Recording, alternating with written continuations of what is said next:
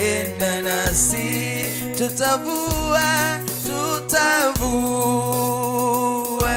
mapambo yetu, vitu vyote vya thamani kwetu.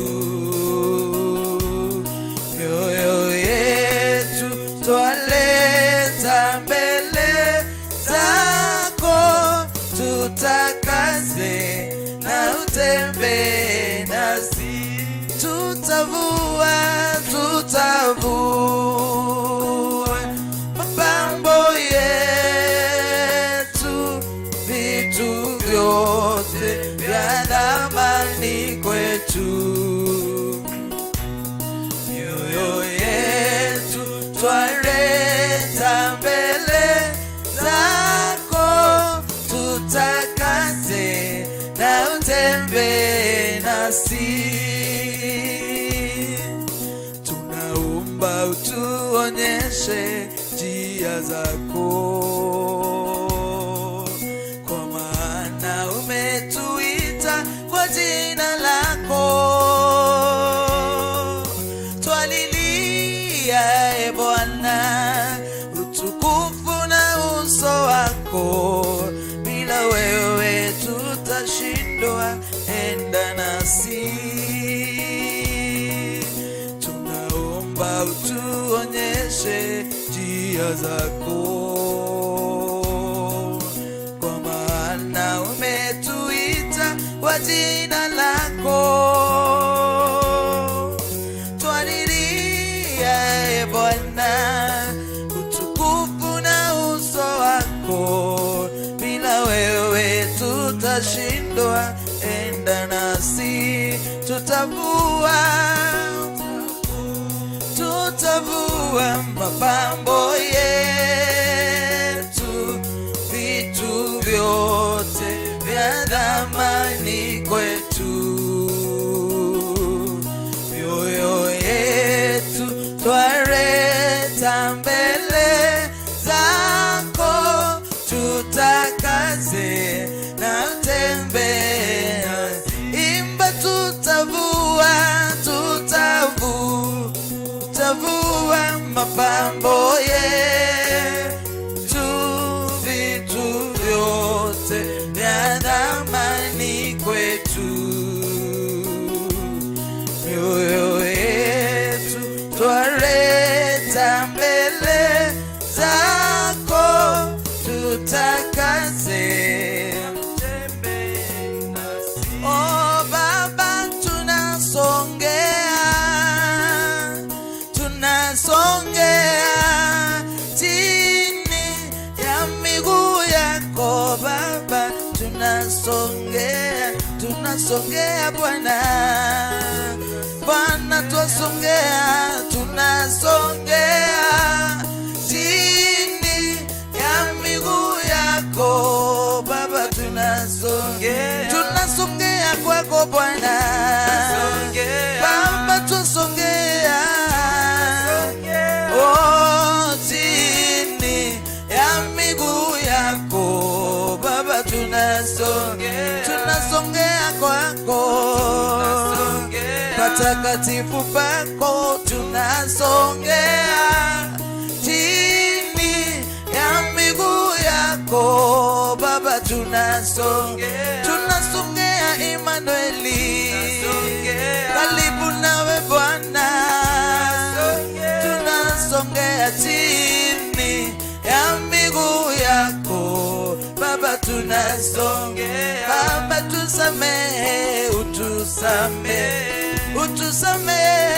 utusamehe chini ya miguu yako Baba, tusamehe Bwana,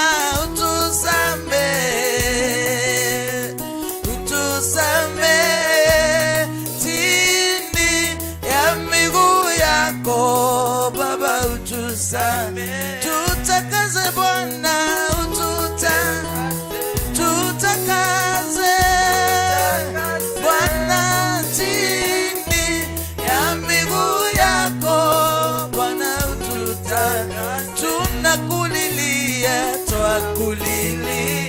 twakulilia, ni wewe tunalilia Bwana.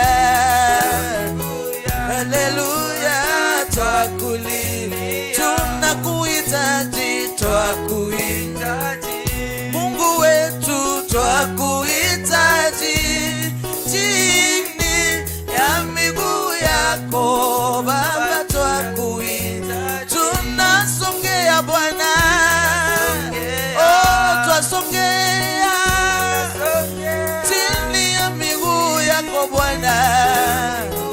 Haleluya,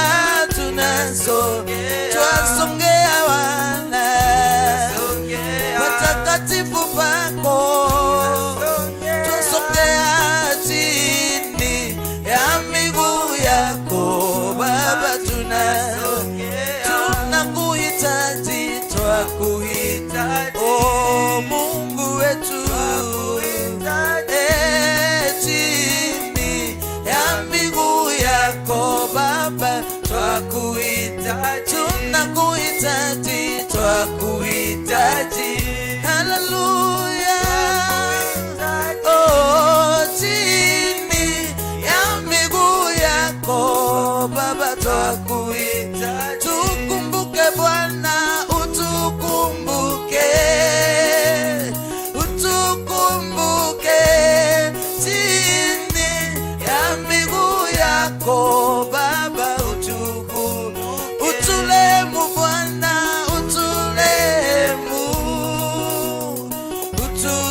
utulemu chini ya miguu yako Bwana, utulemu, oh tunasongea patakatifu pako ewe Bwana, chini ya miguu yako Baba. Fungua kinywa chako, mwambie Mungu, nasongea patakatifu pako Emanueli, nikiomba Bwana ukaniongeze imani kuliko imani ambayo ulikuwa nayo mwaka uliopita. Mwambie Mungu, mwaka huu naomba ukaniongezee imani. Kuna mambo ambayo hayakutendeka maishani mwako, ni kwa sababu haukukubali kuinua imani yako juu. Imani yako ilikuwa duni, na Biblia inasema ya kwamba hata kana kwamba imani yako ni chache, inaweza hamisha milima. Mwambie Mungu, najua mwaka huu kupitia ile imani ambayo niko nayo na ile Bwana utakubali kuniongezea siku ya leo, najua ya kwamba mambo yatabadilika, mambo hayatakuwa vile tena. Mwambie Mungu, niongezee imani, niongeze imani mwaka huu, na ninajua kwamba maisha yangu hayatabaki kuwa vile tena. Kuna hali ambazo utanenea ni kwa sababu tu ya imani na yatabadilika. Kuna milango itafunguka utakapokubali kufanyisha imani yako kazi. Mwambie Mungu, nasongea patakatifu pako ewe Bwana, nikiomba kuongezewa imani na wewe siku ya leo. Nikitoka katika nyumba yako Bwana siku ya leo, naomba Bwana ukanipe imani ambayo itafanya mambo kufanyika na kutendeka kwa utukufu wa jina lako Yesu Kristo. Asante Bwana, ni kwa sababu umetupa nguvu, uwezo na mamlaka. Hatutumii imani yetu ndiposa hatuwezi jua zile nguvu Bwana ambazo umeweka ndani yetu. Siku ya leo Bwana tunakuomba ukatuongezee imani, na ni kwa sababu Bwana ni Biblia imesema ya kwamba hata kana kwamba imani yetu ni kidogo, inaweza badilisha hali. Asante Yesu, ni kwa sababu ya kila moyo. Asante ni kwa sababu ya kila nafsi. Unapo Bwana kubali kutuongezea imani siku ya leo. Kuna hali ambayo unapitia siku ya leo, hata ni hali ambayo haungehitaji mchungaji, lakini ni kwa kutojiamini, kwa kutojua zile nguvu Mungu ameweka ndani yako. Imekutatiza kwa miaka, imekutatiza kwa muda. Unahitajika tu wewe uinue imani yako, unene ile hali, na mambo hayatabaki kuwa vile tena. Mwambie Mungu, siku ya leo naomba nijitabue, naomba Bwana ukaniongezee imani. Asante Yesu, asante Bwana, fanyisha imani ambayo uko nayo kazi, na ili Bwana aweze kukubali kukuongezea kwa utukufu wa jina lako Yesu. Pokea sifa, wewe ni Mungu, wewe ni mwema, hakuna kama wewe. Uinuliwe, uhimidiwe. Asante Yesu, ni kwa sababu ni wewe mwenye imani. Pokea sifa Bwana wa mabwana, kupitia neno lako Bwana. Tuongezee imani kupitia yale umetenda, ikiwa ni ushuhuda Bwana. Tuongezee imani Bwana, kwa jina la Yesu Kristo. Asante Yesu, wewe ni mwema. Asante Bwana wa mabwana. Pokea sifa, hakuna Mungu kama wewe. Unastahili kuabudiwa Mungu wetu.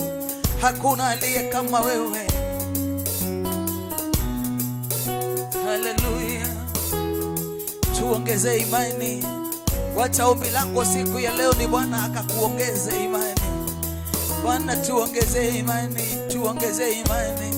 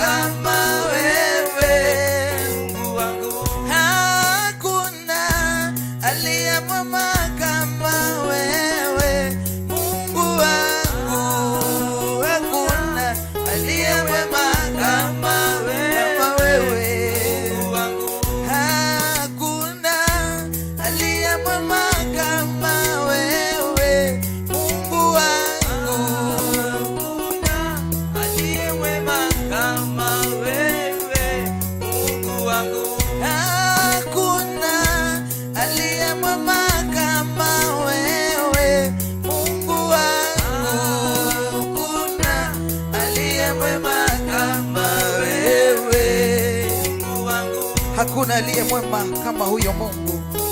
Hakuna anayeweza kama huyo Mungu. Chukua nafasi hii, fungua kinywa chako, umjulishe Mungu haja za moyo wako. Mwambie Mungu kile ambacho unamwaminia siku ya leo.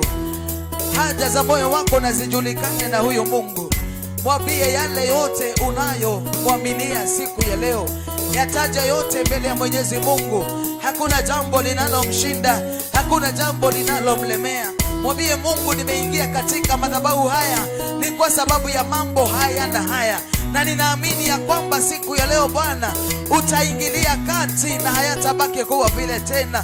Yale mambo yameishi kusimama mbele zako kama mlima. Umezunguka ukitafuta msaada, umezunguka ukitafuta Mungu. Mwambie Mungu, naomba hii siku ya leo ikawe ni siku ya mwisho ya kuzunguka kwangu, ya kusumbuka kwangu, ya kutaabika kwangu. Mwambie Mungu, na kuaminia haja za moyo wangu, na kuaminia mambo haya yote yataje mbele ya Mwenyezi Mungu. Hakuna jambo linalomshinda huyo Mungu. Asante Yesu, ni kwa sababu wewe ni mwema. Mwambie Bwana, mwambie Bwana, mwambie Bwana, mwambie Mungu, mwambie Yesu. Mwambie Yesu anaweza mambo yote. Ametega sikio lake akikusikiliza, na ili uweze kumwambia. Kama ni kihuduma, mwambie Mungu akujaze nguvu na akupe uwezo, akushike na mkono. Kama ni boma yako, mwambie Bwana. Kama ni watoto wako, mwambie Yesu. kama ni vifungo, kama ni madhabahu ya miguu ya kinena juu ya maisha yako, mwambie Mungu, naomba kufunguliwa siku ya leo. Unapozulu wengine, Bwana usinipite, bali Bwana kunifungua. Katika nyumba yako Bwana kuna kufunguliwa, kuna kuwekwa uhuru. Tutatangaza uhuru wetu siku ya leo, ni kwa sababu ni Bwana atatufungua. Asante Yesu. Oh, kwa nini jambo lipilo yeye asiloliweza? Kwa nini jambo lipilo yeye asiloliweza? Kwa nini jambo lipilo yeye asiloliweza? Oh, mwambie ewe Mungu wetu, kwa nini jambo lipilo yeye asiloliweza? Litande mbele zake Bwana, kwa nini jambo lipilo yeye asilo? Litanje mbele ya Mwenyezi Mungu, mwambie Bwana, ni hii na hii na hii. Kuna mambo ambayo huwezi aminia rafiki, lakini mwaminie huyu Mungu, sababu Mungu ni zaidi ya rafiki. Unapofanya Mungu kuwa rafiki yako, Mungu hawezi akashare siri zako na mwanadamu. Mwambie Mungu, mwambie Mungu, mwambie Mungu, siri za moyo wako wacha zikajulikane na Mungu siku ya leo. Mwambie Bwana, litaje mbele ya Mwenyezi Mungu. Kuna mambo ambayo unapita ndani, hata huwezi kutafuta ushauri kwa rafiki na kwa mwanadamu, lakini Mungu si mwanadamu. Mwambie Bwana, ninapitia hali hii. Mwambie Mungu, uzito wangu ni namna hii. Mwambie Bwana, mwambie Bwana, mwambie Yesu, yeye ni mwingi wa rehema. Mwambie Bwana, anaweza yote, anaweza mambo yote huyu Yesu. Mwambie Bwana, litaje mbele za Bwana, kili mbele za Mwenyezi Mungu. Mwambie ni haya na haya Bwana yamenilemea. Mwambie Mungu yote kwa Yesu. Surrender all unto this God. He is able God. He is mighty God. He works in ways. He works in mysterious ways. Oh, He is a miracle working God. Mwambie Bwana, na kuaminia mambo haya, na kuaminia ndoa yangu, na kuaminia watoto wangu, na kuaminia biashara yangu, na kuaminia huduma yangu. Mwambie Bwana, mwambie Yesu, mwambie Yesu, mwambie Yesu, mwambie Bwana, mwambie Bwana. Asante Bwana, hakuna jambo linalokushinda ewe Mungu. Asante Yesu, litanje mbele za Mungu. Mwambie Bwana, mwambie Bwana. Asante Bwana, asante Yesu, asante Bwana, asante Yesu. Hakuna jambo lililo ngumu la kumshinda Mungu Baba. Jambo lililo ngumu la kumshinda Mungu. Hakuna jambo lililo ngumu la kumshinda Mungu Baba. Hakuna jambo lililo ngumu la kumshinda. Oh, hakuna jambo, hakuna jambo, hakuna jambo usiloliweza. Jambo lililo ngumu la kumshinda Mungu Baba. Hakuna jambo lililo ngumu la kumshinda Mungu Baba. Lililo ngumu la kumshinda Mungu Baba. Una magonjwa yasiyo na tiba yakitulemea, wewe unaponya. Jambo lililo ngumu la kumshinda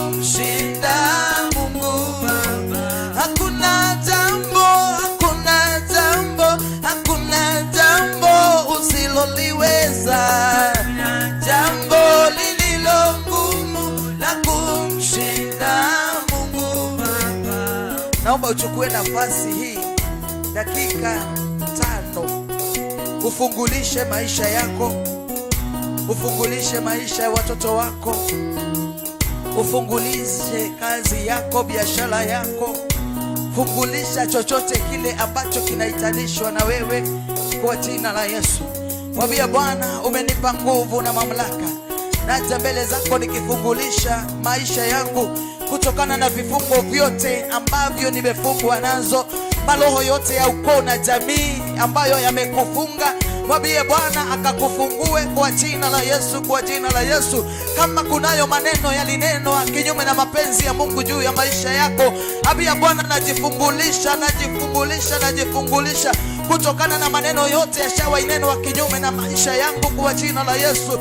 Fungulisha kazi yako kutokana na laana zote. Kuna watu walisema kwamba hautafaulu, hautaendelea, na kwa hakika hayo maneno yamesimama na yanafanya kazi kwako. Mwambie Bwana, hayo maneno yote na yakanusha, na bariki maisha yangu ya kwamba kutoka siku ya leo nimefunguliwa. Biashara yangu itanawili, itaendelea, ndoa yangu itasimama kwa jina la Yesu. Watoto wangu hawatahangaika, watoto wangu watasoma kwa jina na damu ya Yesu Kristo. Mwambie Bwana aingilie kati na ili aweze kukufungua. Kama kuna madhabahu ambayo yaliinuliwa na ili maisha yako yakadhoofike, mwambie Mungu hayana nguvu na hayana uweza juu ya maisha yako, juu ya ndoa yako, juu ya chochote kile unahitajishwa nacho kwa jina la Yesu, kwa jina la Yesu.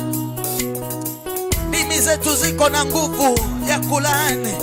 Mwambie Bwana, nanena uhai, nanena uhai juu ya maisha yangu, juu ya biashara yangu. Ni kwa sababu ewe Mungu uko ndani yangu, na wewe ni zaidi ya yeye anatawala ulimwengu huu. Mwambie Bwana, naomba tu Mungu wa rehema ukanifungue siku ya leo. Fungulisha maisha yako, fungulisha kazi yako, fungulisha huduma yako. Kuna wale walisema atakana kwamba uko na kipawa cha Mungu ndani yako, haitasimama na haitafanya kazi. Mwambie Mungu, naomba siku ya leo mfalme wa amani ukanifungue, ukanifungue, ukanifungue. Kuna wenye walipanga safari za kukuendea kwa waganga na wachawi, na ili ukaweze kuangamia, na ili maisha yako ikuwe ni maisha tu ya bure. Mwambie Bwana, naja mbele zako sababu umenipa nguvu na uweza. Naomba Bwana ukanifungue siku ya leo. Sitakaa vile dunia inataka nikae, bali nitakaa jinsi mapenzi yako yalivyo, kwa utukufu wa jina lako Yesu. Mwambie Bwana, nifungue, nifungue Yesu. Nirehemu, nimeteseka miaka mingi na siku mingi, nimetafuta msaada na sijapata, lakini Bwana nimekuja kwako kama vile Daudi alisema ya kwamba nitainua macho yangu juu nitazame milimani, sababu aligundua kwamba msaada wake utatoka kwa Mwenyezi Mungu. Mwambie Mungu, naomba msaada, naomba msaada kutoka kwako juu mbinguni. Naomba msaada, naomba msaada Bwana. Naomba kufunguliwa, naomba kuwekwa uhuru na wewe Bwana. Yale mambo ambayo yamekutatiza, mwambie Mungu akakufungue. Ni kwa sababu yeye ni mwema, akakufungue kutokana na minyororo yote. Asante Bwana, akakufungue kutokana na maroho yote, maroho ya kutumwa na ya kujituma, maroho ya ukoo na ya kijamii. Bwana akakufungue, ako na nguvu na uweza. Mwambie Bwana akufungue, akufungue, akufungue. Yeye ni mwingi wa rehema, anafungua na anaweka uhuru. Ni kwa sababu ni Mungu na ni mwema. Kwa jina la Yesu, kwa jina la Yesu. Asante Yesu, asante mfalme wa amani. Tunatangaza uhuru wetu siku ya leo. Tunatangaza kuinuliwa na wewe, tunatangaza kubarikiwa na wewe kwa utukufu wa jina lako Yesu Kristo. Asante Yesu, asante Bwana. Wewe ni Mungu na hakuna Mungu kama wewe. Jina lako litukuzwe, jina lako liinuliwe. Wewe ni Mungu na utabaki kuwa Mungu. Asante Yesu. Mwambie Bwana ni asante. Mwambie Mungu ni asante. Kwa kinywa chako mwambie Bwana ni asante. Pokea sifa, wewe ni mwema. Umepigana vita zangu, umekuwa Mungu wa upande wangu, ni asante. Kwa kila hatua Bwana umekuwa nami. Nimeona ukuu wako, nimeona uaminifu wako Bwana. Asante, asante, asante Yesu. Wewe ni Mungu, pokea sifa. Mwambie Bwana ni asante. Asante Yesu. Pokea sifa, uishie milele Mungu wa Israeli. Tunasema ni asante, ni kwa sababu ya wema wako. Tunasema ni asante, ni kwa sababu Bwana umefungua wote waliokuwa wamefungwa. Asante Bwana, ni kwa sababu umewaweka uhuru. Pokea sifa, ni kwa sababu wewe ni Mungu usiyeshindwa. Twakuaminia maisha yetu, twakuaminia vyote vyetu, ni kwa sababu ni wewe peke yako unatawala. Pokea sifa na utukufu, uketie patakatifu pako. Unastahili Yesu. Kwa jina la Yesu twaomba na kushukuru. Bwana apewe sifa. Salimia jirani yako, mwambie nimebarikiwa na nimefunguliwa kwa jina la Yesu, kwa jina la Yesu. Yes, najua kwamba kutoka siku ya leo utahamisha milima. Najua kwamba kutoka siku ya leo utafanya mambo ambayo haungeweza kufanya. Mambo ingine hauhitaji kuwekelewa mkono. Asanteni kwa kukaa chini, hata kama sijasema juu nataka tusifu. Bwana wabariki. Mwambie jirani yako, mimi mwaka huu sitakubali kupangwa. Utapangwa tu na Mungu, lakini mahali hazitakupanga, utazipanga wewe. Sababu ni Mungu anatawala ndani yako na Mungu anaweza. Na kutoka siku ya leo kubali kufanyisha imani yako kazi. Kuna mambo ambayo imekufanya ukaja hapa na ungeinenea ingebadilika. Bwana apewe sifa. Lakini kwa kutojiamini kwako, kutojijua, ndio maana watu wengi tunateseka. Tunapokuja mahali hapa na unanga mara mingi apostle anakuambia ukuje hapa ujiombe. Kwa hivyo ile kazi anafanyanga ni kidogo sana. Ile kubwa ni wewe unafanyanga. Kwa hivyo kifunguo cha maisha yako ni wewe uko nacho. Bwana pewe sifa. Kutoka siku ya leo, before ufikirie kwenda kutafuta mchungaji, not unless ni jambo ambalo limekulemea, kwanza pabana nalo. Ambia Mungu, hakuna ombi Mungu hasikiangi, sio? Na hakuna maombi Mungu hajibingi. Kuna watu tulizoea, hatujui kwenda kwa Mungu, hatujui kujiombea na hatujui kusoma Biblia. Hata ukienda kwa kanisa uambie Biblia inasema mahali fulani, hata wewe unanga hiyo, hujuangi kama hiyo kitabu iko ama hiyo chapter haiko. Unaonanga tu mtu anasema amen, na kitabu kama hiyo hakuna, chapter kama hiyo hakuna. Kwa hivyo kubali kujisomea Biblia na kubali kujitafutia Mungu na utampata. Tafuta Mungu madamu anapatikana, sababu kuna wakati utamtafuta na hatapatikana. Kwa hivyo kwa wakati huu ambao uko na nafasi nzuri, uko na muda wa kutafuta Mungu, tafuta Mungu. Hali na shughuli zinaweza kuwa mingi mpaka zinakuovertake, hupati nafasi ya kuomba, but always create time to talk to God. Praise the Lord. Tusimame tusifu Bwana.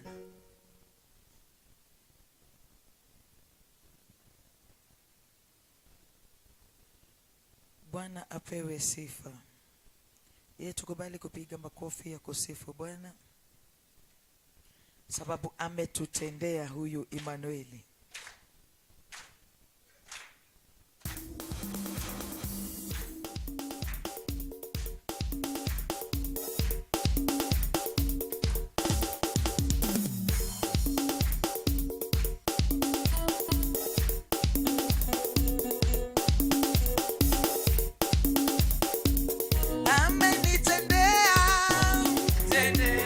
Amenitendea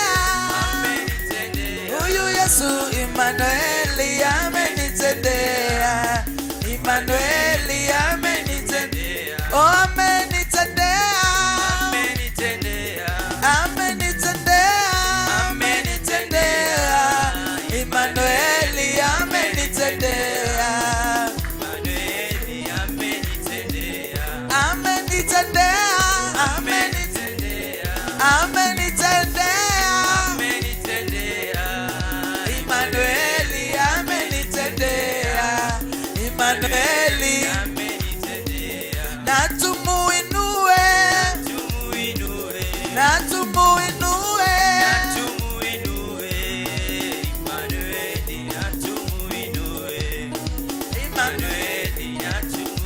Makofi ya shangwe na vigelegele kwa Yesu.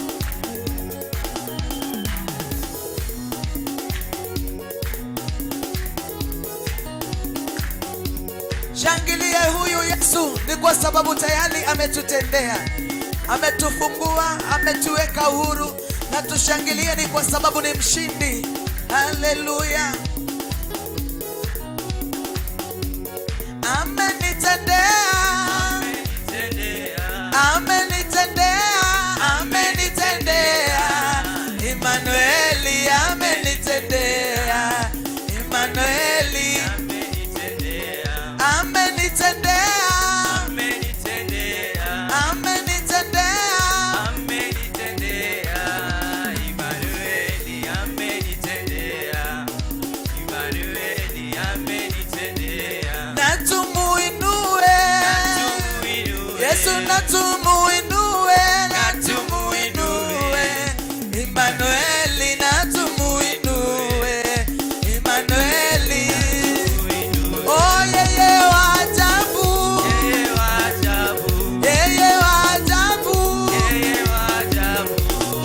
Emmanueli, yeye wa ajabu, Emmanueli, yeye wa ajabu. Oh amenibariki, amenibariki, Yesu amenibariki.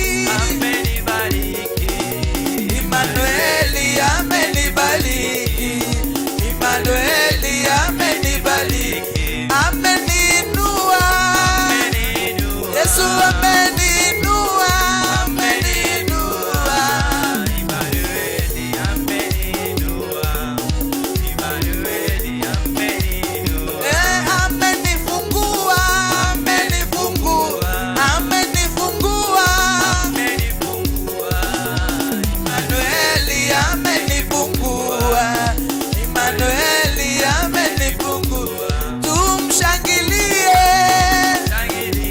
tumshangilie huyu Yesu. Emmanueli tumshangilie, Emmanueli tumshangilie. Oh tumshangilie Baba, tumshangilie huyu Yesu. Emmanueli tumshangilie, Emmanueli. Makofi ya shangwe na vigelegele kwa Bwana Yesu.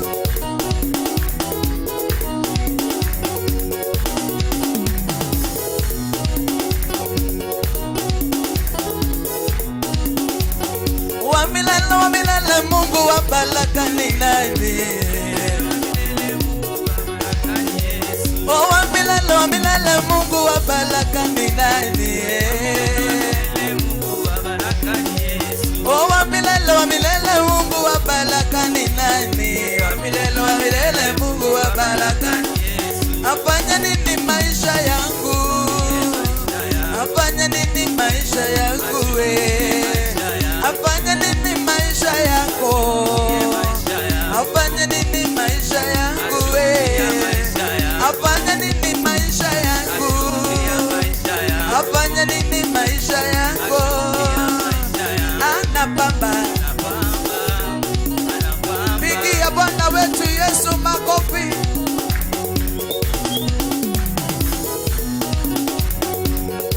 Huyu Mungu ni wa milele na atabaki kuwa Mungu. Fadhili zake ni za milele.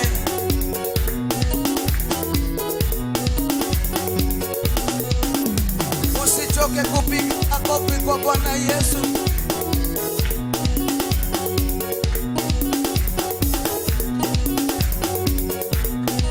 Hallelujah. Shangwe, hallelujah, shangwe, hallelujah. Oh shangwe, hallelujah, shangwe, hallelujah. Oh shangwe kwa Bwana Yesu, shangwe, hallelujah. Oh shangwe, hallelujah, shangwe, hallelujah. Oh shangwe, hallelujah, shangwe, hallelujah. Oh shangwe, hallelujah, shangwe, hallelujah.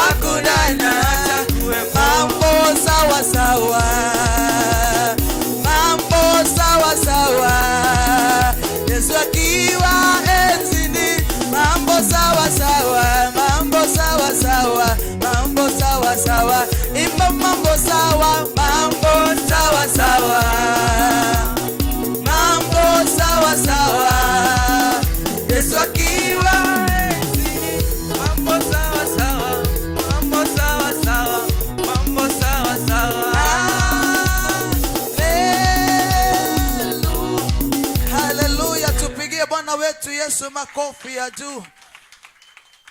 Naomba tukaketi chini na wale walio karibu na dirisha wakafungue dirisha.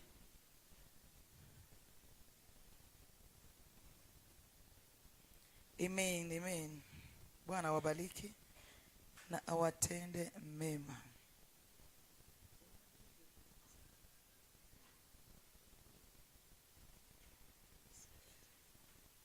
Praise the Lord. Tumebarikiwa. Sasa naomba tuchukue nafasi hii tusikie shuhuda ambazo Bwana ametutendea. Ni vizuri tunapotendewa na Mungu tunakubali kutangaza makuu ya Bwana na yale ambayo ametutendea. Tushuhudie katikati ya watu na ili mataifa yajue ya kwamba yule Mungu tunayeabudu ni Mungu wa kweli na anatutenda mema. Bwana apewe sifa. Wale watu ambao ni wa kidunia wanajua kwamba kwa Mungu, wale watu huwa wanateseka sana, wanajuanga ni wale watu ambao ni walokole. Mpaka wanashindwa kwani Mungu wako alienda wapi? Praise the Lord. Na wakati Mungu anatutendea jambo ni vizuri unasimama na unakili wema wa Mungu. Unatangaza makuu ya Mungu na ili wajue ya kwamba kwa Mungu mambo mazuri yanapatikana. Praise the Lord. Kwa hivyo kubali kushuhudia Mungu. Sio lazima ushuhudia kwamba ulipata shamba ama gari, lakini hata wewe kuwa mzima na hakuna mahali pana kuuma, na ukilala njana hakuna mahali uliadikiana na Mungu ya kwamba natamani kuona siku ya kesho, natamani kuwa mabaki siku ya kesho. Uliamka tu, na hata kuna mtu aliamka na hakuomba. Kuna mtu tangia amuke hata hajaambia Mungu ni afika. Kwa hivyo naomba tu nichukue muda huu nikaribishe wale wote ambao wangetamani kumshuhudia Mungu. Karibu, karibu sana.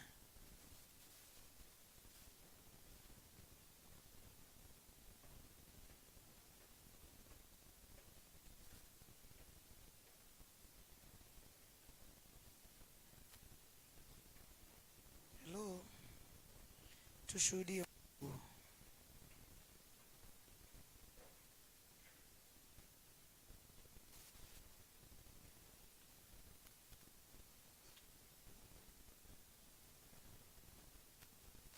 Usiangalie jirani yako ama usifanyie mwenzako hesabu. Jua ya kwamba unashuhudia Mungu, yule ambaye amekutendea wewe. Usiposhuhudia Mungu, hata hiyo kidogo amekutendea hatapata pahali pa kuongezea hiyo kubwa. Kwa hivyo shuhudia Bwana.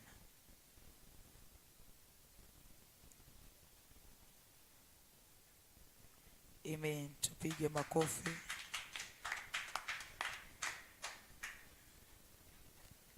Bwana Yesu asifiwe. Asifiwe tena Yesu. Songa na hapa mami kidogo. Hapo. Jina langu naitwa Mary Wajiko na nimeokoka. Yesu ni Bwana.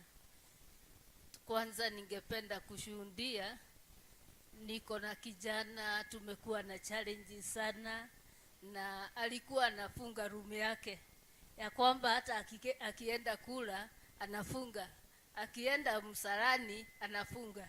Lakini nataka kushukuru Mungu ya kwamba siku moja amefunga na akatoka akaenda, lakini kurudi funguo ilikuwa imepotea. Anajaribu kufikiria funguo ilienda wapi, anashindwa. So akawa amekasirika, akauliza atafanya nini, afuje mlango. Nikamwambia hatuwezi fuja mlango, wacha tutafute mtu aje atoe lock. Na nashukuru Mungu kwa sababu hakuwa anataka niingie hiyo room, ndio kila wakati anafunga. Lakini Mungu aliondoa tu funguo kivyake, na ninaamini ni kufunguliwa kukuu katika maisha yake tena. Naamini Mungu amemfungua na ataenda mbali. Ya pili ni ya kwamba nilipopanga kuja leo, nikawa nasikia sijui naenda aje. Nikaingia gari la kwanza. Nilipoingia gari la kwanza, tukafika mahali ikakwama katikati ya barabara. Tukashuka. Nikaingia nyingine. Nikapanda, nikafika mahali pengine nilikuwa nichukulie gari. Ikafika mahali nayo ikakwama. Nikachukua nyingine. Badala ya kunifikisha town, imenishukisha Gara. Nikaingia nyingine ndio niweze kuingia town. Sasa ndio nikachukua ya hii route. Kufika hii route nimepitishwa sasa. Nikawa namuuliza kwani hii ni nini, lakini ninajua kuna ushindi. Hii yote ni sababu kuna ushindi. Mwishowe ni polisi nimeuliza jia, akanielekeza vizuri, na nashukuru Mungu niko hapa. Ukombozi wangu uko leo. Maisha yangu hayatarudi vile ilikuwa. Mbarikiwe sana. Amen. Kuna kufunguliwa katika nyumba ya Bwana. Shetani anakujanga kama amechelewa kila wakati. Praise God. Amen. Bwana Yesu asifiwe. Naomba tukuje hivi. Okay.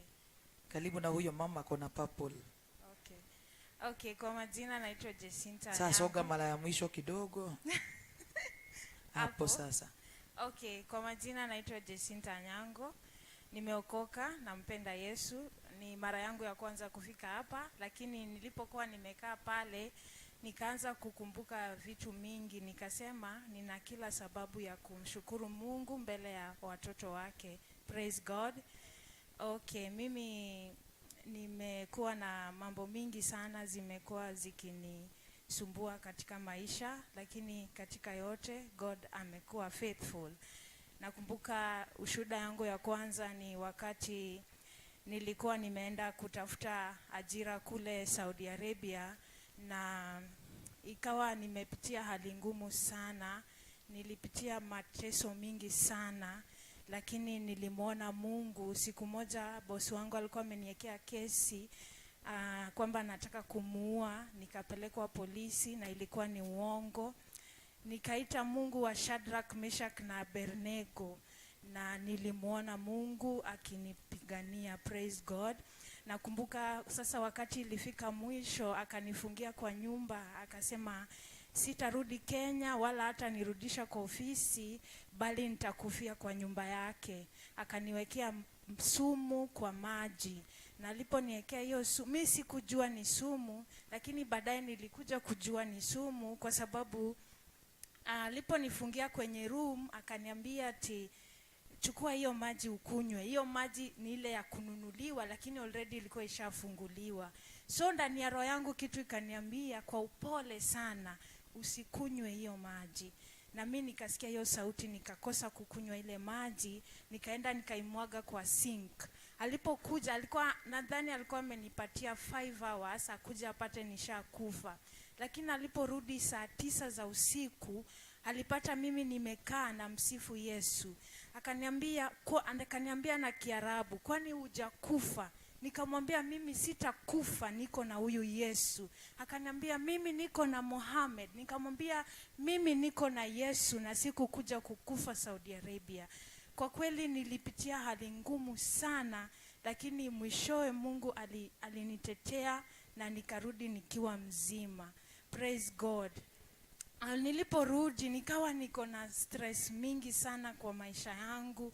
Nikawa napitia hali gumu sana, na nikapatwa na ugonjwa wa corona. Siku 3 nilikuwa na fight for my life. For 3 days singeweza kupumua. Nilikuwa na ushaiomba hadi unashindwa uambie Mungu nini, kwa sababu sasa ni wewe na Mungu, kifo ndio hiyo. Na nikajua kwamba wakati mtu anakufa kuna the spirit of death inakukujianga. Cause nilikuwa nasikia kama sasa sitaweza tena. Ndio hiyo sasa ni roho inakatika. 3 days Lakini after hiyo 3 days nikawa nimelala nikililia Mungu, nikamwambia sitakufa, nitaishi. Yale ulionileta kufanya katika hii dunia sijamaliza. Nikawa naambia Mungu hata kama ni dhambi nisamee, nikawa natubu. Hiyo usiku nilipokuwa ninafanya hivyo, nikasikia sauti ndani ya moyo wangu ikaniambia, my daughter, utakufa, utaishi. Na kutoka hiyo siku asubuhi yake niliamka na nikaacha madawa na nikapona. Nina kila sababu ya kumwambia Mungu asante. Nina kila sababu ya kumshukuru Mungu sana. Amen. Sana. Tupigie Yesu makofi. Tupigie Yesu makofi. Tunapoendelea na ushuhuda, naomba tusalimiwe na mchungaji mmoja wetu mahali hapa, anaitwa Pastor Wawelu. Tunapoendelea na ushuhuda, atusalimu. Ni mchungaji anayechunga kondoo mahali hapa. Jitayarishe na utayarishe ushuhuda wako. Bwana Yesu asifiwe. Kwa majina ni Pastor Eliud Wawero. Tuko chini ya uongozi wa Apostle Ndora Waruinge mahali hapa, na umekaribishwa mara tena na tena in Jesus mighty name.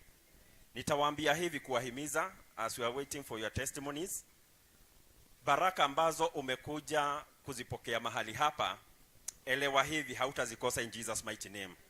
Nitakuhimiza jambo moja, prayers alone are not enough. Pray and serve God in Jesus mighty name. Omba, tafuta uso wa Bwana na uambie Bwana akupatie neema ya kumtumikia kwa roho na kweli na matendo na mali yako kwa uaminifu. Mwetainu atia na Ngai waku. Bwana Yesu asifiwe. Mwetainu atia na Ngai waku. So that is that matters in our lives in Jesus mighty name. Your relationship with your God. And he says in Exodus 23:25 that you shall serve your God, your own God. Bwana Yesu asifiwe. And he will bless your what? Your bread and your water. And he will remove sickness from your midst in Jesus mighty name as you serve him. So langu ni kuwahimiza, hata kama tumekuja maombi, wale ambao tumekuja kuvunja madhabahu, tuvunje madhabahu tukijua hivi tunataka kumtumikia Mungu at the same time in Jesus mighty name. Serve God diligently. Serve God wholeheartedly, and you will see him work mightily in our lives in Jesus mighty name. Amen. Bwana Yesu awabariki na watende mema adhuhuri ya leo. Amen. Thank you. Pigia mchungaji makofi mazuri. Tunapoendelea na kushuhudia Mungu,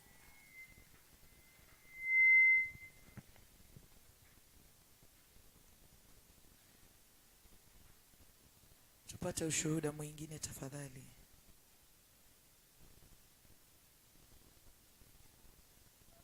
Margaret, tulikuona last year. Tusalimu na Bwana atakubariki.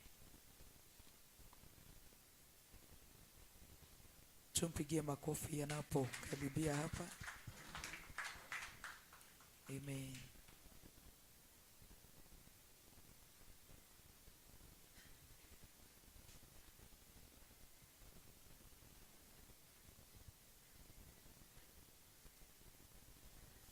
Bwana asifiwe. Bwana asifiwe kanisa. Amen. Salimiane. Niseme nimeokoka, Kristo ni Bwana. Mimi naitwa Margaret kutoka Kirinyaga. Sema Mungu ni mwema. Tulikuwa na nyinyi wengi, tulikuwa na wao last year November. Ndiye nilitoka hapa kwenda nyumbani, nilirudi jana usiku na nikasema nitakuja maombi siku ya leo. Kwa hivyo nimeokoka, Kristo ni Bwana.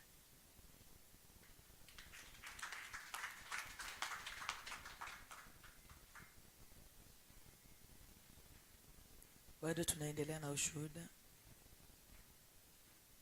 Chukua nafasi hiyo ushuhudie Mungu. Ushuhuda wako unakuanga wa muhimu sana, sababu kuna mtu ambaye ako katika hiyo hali uliokuwa ndani yake, na vile Mungu alikutendea na vile Mungu alikushindania. Hivyo ndivyo utainua moyo wa mtu, utainua imani ya mtu, na ajue ni kweli kuna Mungu mbinguni. Bwana pewe sifa. Usikubali kubebwa na ile hali unapitia kwa wakati huu. Kubali kuona ukuu wa Mungu na uaminifu wa Mungu. Tushuhudie Bwana. Tukienda na laini tutapata shuhuda mengi sana. Wacha kukalia ushuhuda. Shuhudia Mungu. Hata kama si mahali hapa ulimuonea Mungu, umekuja for your first time na una muujiza Bwana amekutendea, kubali kushuhudia Mungu. Praise the Lord. Bwana apewe sifa. Kubali kushuhudia Mungu. Anza na hiyo kidogo, unaona hata hujui bado kama ni ushuhuda ama ni kusema tu.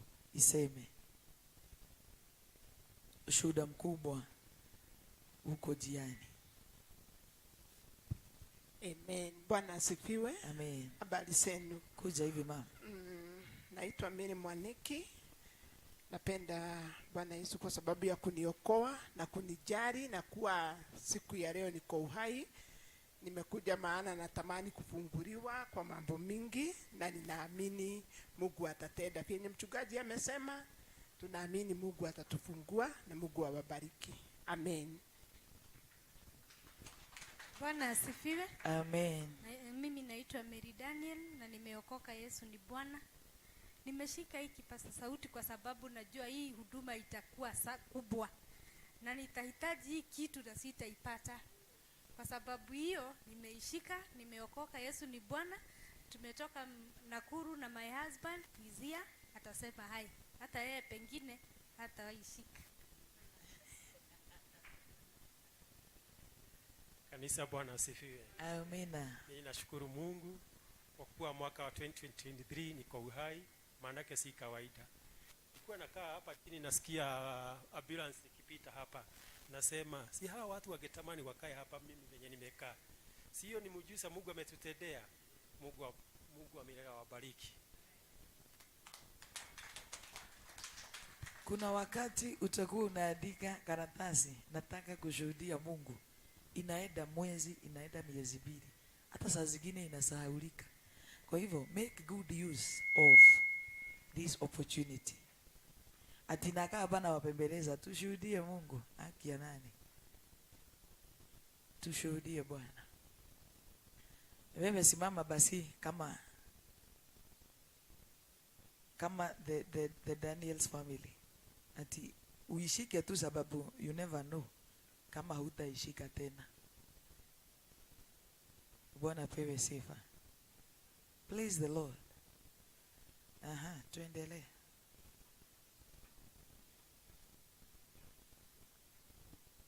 Sasa mimi naomba nipatie mtu mmoja nafasi atusalimu. Kama unajua uko na nguo ya sasa zinaitwa aje? Ni dots. Na vibru na white. Unajua nakuaga kara bright. Saa zingine sijuagi majina. Either ni braka ama ni blue. Tumpigie makofi anapokuja kutusalimu. Mama, acha kuangalia. Wewe uko na chain ya white kwa shingo. Usiangalie nyuma. Si unajijua ni wewe. Kuja. Wewe kuja tu ukikujaga. Uko na twist. Wewe kuja tu. Tumpigie makofi anapokuja. Na Bwana atambariki. Tumpe nafasi hapo. Amen. Amen. Pole. Tumsifu Yesu Kristo. Kwa majina naitwa Cecilia Wahu. Nampenda Mungu. Nilikuja hapa kufunguliwa, lakini tunakaa hapa tunaulizana kama pastor atakuja ama atakuja, lakini tumeridhika tu.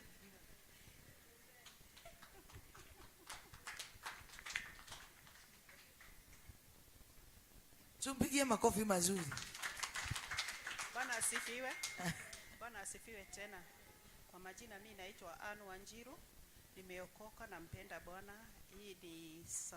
Hii ni mara yangu ya kwanza ya kuja hapa.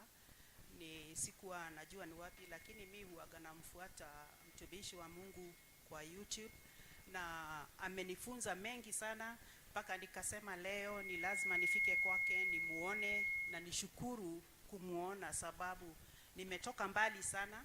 Na kama vile our lady here amesema, hata kuinuka tu kusema ni asante kwa hii time uko alive, ama kwa unatembea we mwenyewe unajitembeza vizuri, unafanya lolote upendalo, hiyo ni neema ya Mungu. Sio ati sababu uko hai, hiyo ni neema ya Mungu. Sababu nishakuwa kwingi, nishaona mengi, na nikasema kweli kuamka hata na kutembea nikiwa free, maana nishakuwa pahali huko South Africa tunapigwa foreigners, huwezi hata tembea kwa ukiwa na peace, huwezi hata salimika wasijue kama we ni foreigner.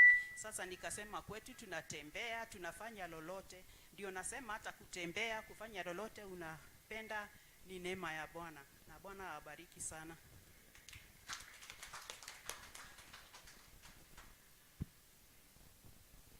Hayo ndio makofi tunapigianga Yesu.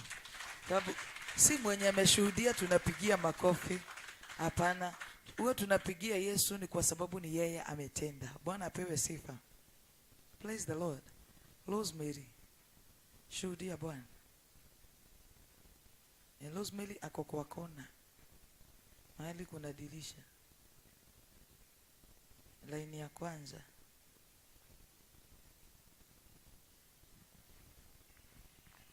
Bwana Yesu asifiwe. Asifiwe tena Bwana Yesu. Mimi naitwa Rosemary Wangare. Na zaidi ya hayo nimeokoka, Yesu ni Bwana. Ni kama mtumishi Beatrice ameniona ni ninajaribu nisimame nipeane ushuhuda, na sijui kwa nini nasikia tu uvivu. Leo asubuhi venye niliamka ndio nijitayarishe nifike hapa, nilijipata nasikia niko mgonjwa sana sana. Hata kwenda kwa bafu kuoga ilikuwa ngumu, na hata nikafikiria ama nirudi tu nilale tu, lakini sauti nyingine ikaniambia pana, niamini tu Mungu kwa uponyaji. Na hata nikikuja, hata nikifika town nilikuwa nasikia kizunguzungu. Sometimes hata nikifika town huwa ninakuja kama nimefika mapema nakuja mguu napitia hapa Mudhurwa, lakini leo nikasikia hata siwezi tembea. Nilikuwa nasikia vibaya sana. Hata nikivuka pale barabara nikuje hivi nilikuwa naona ni kama naweza anguka hata kwa barabara. Na nilipofika hapa hata kuomba ilikuwa ngumu. Ninashika hata Bible hivi najaribu kusoma, naona giza. Lakini venye niliendelea kung'ang'ana na maombi, nikasikia hiyo kitu imeenda. Vile nilikuwa nasikia naumwa na kichwa, nasikia kizunguzungu, hiyo kitu ikaniondokea. Na sasa vile nimesimama hapo nimepona. Nashukuru Bwana. Acha niwaambie hapa kuna uponyaji. Hapa kuna uponyaji. There is also another day nilikuwa hivyo na nikakuja kufika hapa nikasikia nimepona. Hapa kuna deliverance na kuna uponyaji. Bwana asifiwe. Amen. Amen.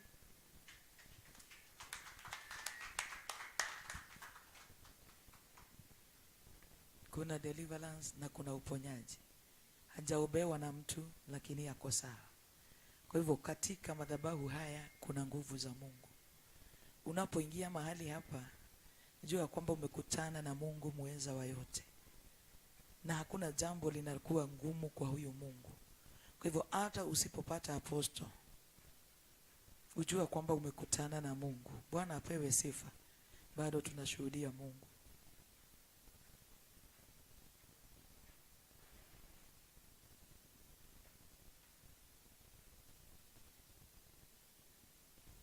Mama tusichana kutoka Ruiru.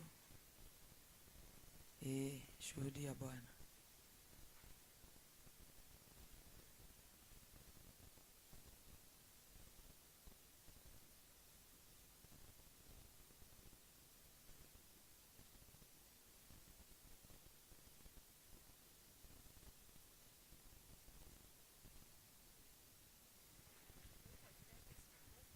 Nimeokoka, nimetoka Ruiru, na Yesu ni Bwana. Juu kutoka Ruiru kufika mpaka mahali hapa ni mkono ya Mungu.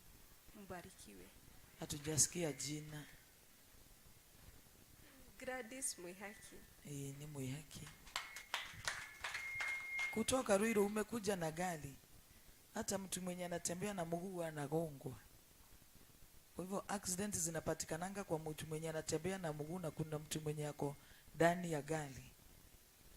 Bwana pewe sifa.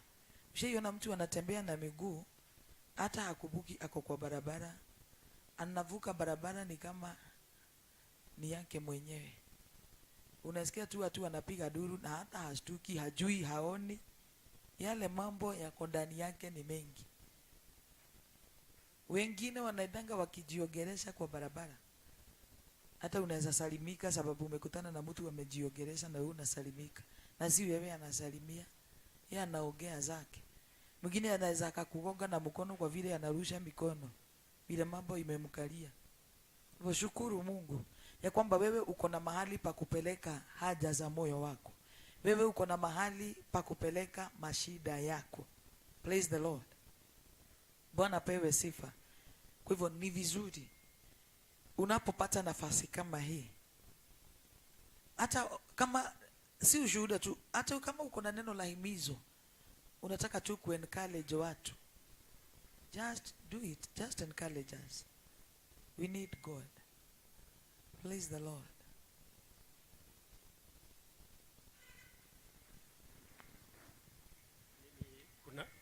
Mimi naitwa Dani kutoka Nakuru, na kuna jambo ningependa kushuhudia. Nilishuhudia ya Mungu. Kuna siku moja nilienda kuomba mahali tunaitaga Heaven's Gate huko Nakuru. Na wakati nilienda niliomba siku 3.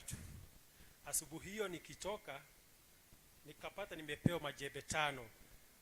Nikajiona nikiwa mahali kwa shamba, very fertile land. Hiyo majembe nikapata, moja nilipewa, moja alikuwa kijana na moja alikuwa msichana. Baada ya mwezi kama moja nilirudi huko. Wakati nilirudi huko sasa kushukuru, kwa sababu nilikuwa naona kenye niliomba nilianza kupata hiyo matokeo. Wakati hiyo ndio nikuja kuudua, kumbe Mungu wakati unarudi kupeana shukrani, Mungu hatumanangi. Yeye mwenyewe aliteremuka. Na kenye kilituma nijue Mungu aliteremuka, wakati nilipiga magoti kuinua mkono hivi, nikapata kuona mvua imeanza kunyesha 5 meters ready, mahali imenisuguka. Nikashindwa, mimi mwenyewe nikaanza kupiga makeni, na hii mvua imeanza kunyesha hapa wakati mimi nashukuru Mungu. Ni nini? Nikatoka hapa, nika move from here, nikaenda to another 50 meters. Nikapiga magoti tena. Wakati nilipiga magoti tena, hiyo jambo likajirudia tena. 5 meters radius, hiyo mvua tena ikaanza kunyesha. Na kaupepo kingine si ya kawaida. Nikatoka hapo tena, nika move from another place. Nione hii kitu naona ni kuota naota ama si kuota. Nika move kwa hiyo place. Hiyo jambo likajirudia mara ya 3. Na wakati hiyo kitu ilijirudia, nikaona hii kitu si kawaida. Nikapigia my wife, kwa sababu tulikuwa naye wakati hiyo wa kushukuru. Nikamuuliza huko chini kunanyesha? Akaniambia haikunyesha. Nikiangalia mahali niko nikisoga hapo mbele, nikaona tena hakuna umande ya mvua. Nikaona hii jambo si. Wakati hiyo ndio nikuja kugundua, kumbe wakati hakuna kitu inafurahisha Mungu kama kwenda kurudisha shukurani. Wakati wote sipelekage malalamishi kwa Mungu. Saa ingine shukrani, nimeamka leo si kawaida. Hata hiyo kuongea unaongea si kawaida. Hata ile venye wewe ulikula chakula si kawaida. Kuna watu wengi wanatamani hata hiyo jambo kidogo umepata. Hiyo jambo kidogo tu unapata, shukuru Mungu. Na Mungu wa mbinguni wabariki.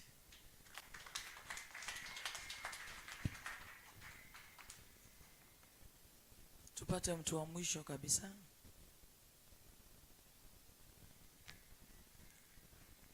Bwana Yesu asifiwe. Amen. Bwana Yesu asifiwe tena. Amen. Mimi nasimama hapa kushukuru. Kwa majina naitwa Zakaria Githai Disanjo. Mbele ya yote nimeokoka, nampenda Yesu. Acha niseme, wakati tunasoma Biblia mambo mingi sana. Unajua, I realized kitambo nilikuwa nikisoma Biblia sana na niombe sana Mungu aanze kunitumia. Nilikuwa naweka Bible kado, Nasema mimi kwa madhabahu sitaki kwenda kufanya kazi kwa madhabahu. Lakini nikarealize the more nazidi kupotelea Mungu, the more anazidi kunikujia. Wacha niseme, for the first time, ile siku nilikuja hapa on Sunday, na mtumishi wa Mungu akaniambia nichukue 7-day fasting. Nilikuwa naenda nyumbani, nasema naenda kuchukua mchanga. Nikifika nyumbani nasahau. Lakini despite chenye kimekuwa kikiendelea kwa familia, jana nikapata pesa ya kuweka gari mafuta, nikaenda ushago, na hata nikakuja na ni Mungu. Mambo mingi imekuwa ikifanyika kwa maisha yangu. Unapata uko professional, unaenda unapea mtu quotation, anaiangalia tu, anakuambia, hakuambia atakuita, hakuambii ni baya. Hata ukijaribu wakati mwingine unasema siwacha nipunguze bei basi kabisa. Sasa the more unapunguza, the more hata unakosea zaidi. Mimi wacha niseme kwa kweli nimeona Mungu, na wakati unatembea na Mungu, Mungu anatakanga upeane shukrani. Kutembea na Mungu si rahisi. Manaka wakati mwingine, wakati unafanya wili ya Mungu si wili yetu. Watu watakuchokoza. Kwa hiyo wiki moja mimi nimeona mambo mingi sana. Nakumbuka kama jana nilitoka huko Murang'a, nikakuja na safari vizuri. Penye tu nimeenda tu kupark gari, hata sijafungua mlango, tulikuwa na my son, ati nitoke nianze kuingia kwa ofisi. Mtu tu akatoka tu from nowhere, akiwa kwa tuktuk, si driver, lakini yeye alikuwa amebebwa. Akakuja akasema ati, wewe unaendesha gari namna gani? Wewe unafaa kutadikwa. Wacha hata nitoke hapo nikutadike. Unajua mimi ni nani? Mimi ni askari. Mimi nikamwangalia nikacheka tu, lakini nikaambia Mungu utanisamehe hapa.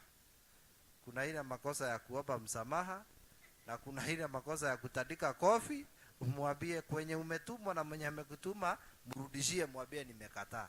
Sasa venye mtu akatoka na machungu mingi sana, akajua unajua mimi ni askari. Nikamwambia jueni askari, wacha nikufungulie kwa gari nione huyu mtu ananitandika ni nani. Lakini baadaye nikaambia Mungu, naomba tu msamaha, manake huyu hajui anacheza na nani. Lakini Mungu ni mwaminifu. Wakati unaomba Mungu, anakuanga anasikia.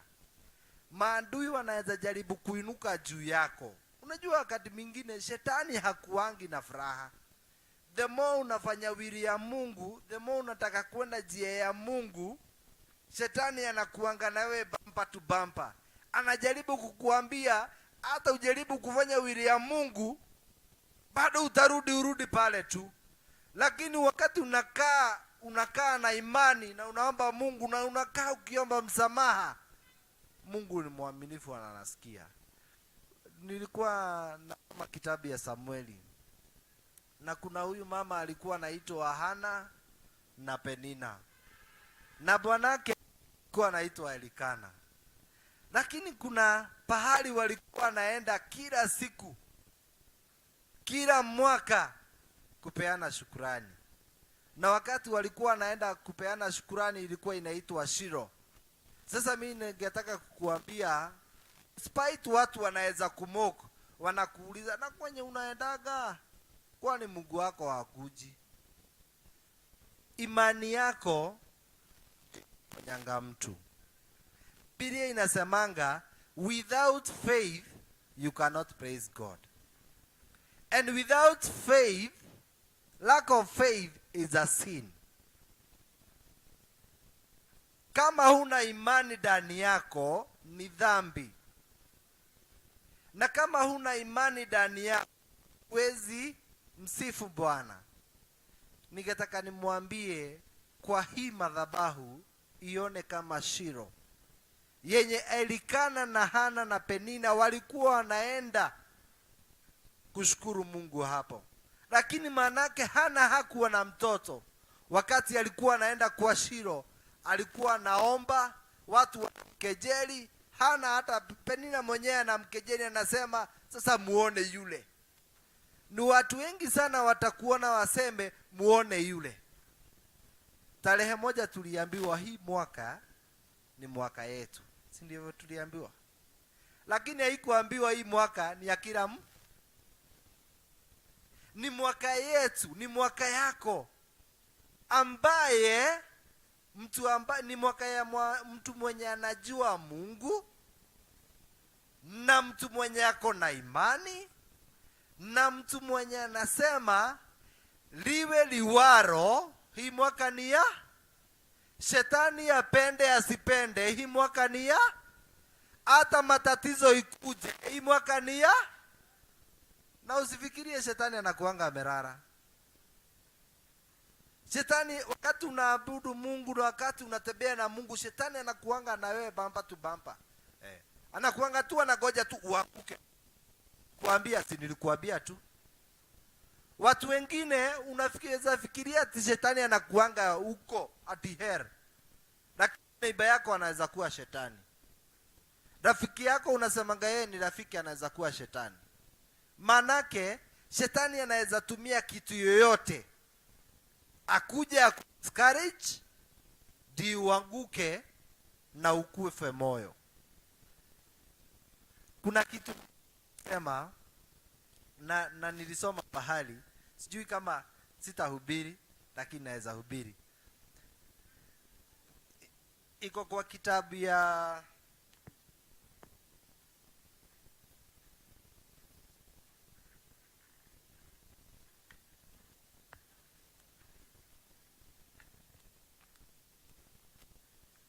topic yake inaitangwa the subject of joy. The subject of joy inamaanisha aje? Kuja hapa juu ndio uwekelee hapa. Asante. Inaitangwa the subject of joy. Na ningetaka ushike hii kitu sana. Wakati shetani tunasemanga hivi, the glory of God represent all the majesty, the splendor and the possibility that are captured in God. It's called glory. Na hii glory, it's come from the Hebrew word means kabab. The glaze is called the doxa. The doxa is in the Hebrew word. Lakini sitataka kuhubiri sana. The Bible says that there is a great relationship between the glory of God and joy. Tunaongelea mambo gapi? Mambo mawili. The glory of God and joy. Tunasema aje? Why many people are unable to receive from the Spirit? Wakati unakuja kwa madhabahu, unataka kupokea deliverance yako, lakini uko pale una doubt, unasema ni hapa si hapa. Ndani yako inakuwa na discomfort, ndani yako unapea shetani nafasi inaitwa doubt. Ni vizuri sana tujihadhari kwa doubt.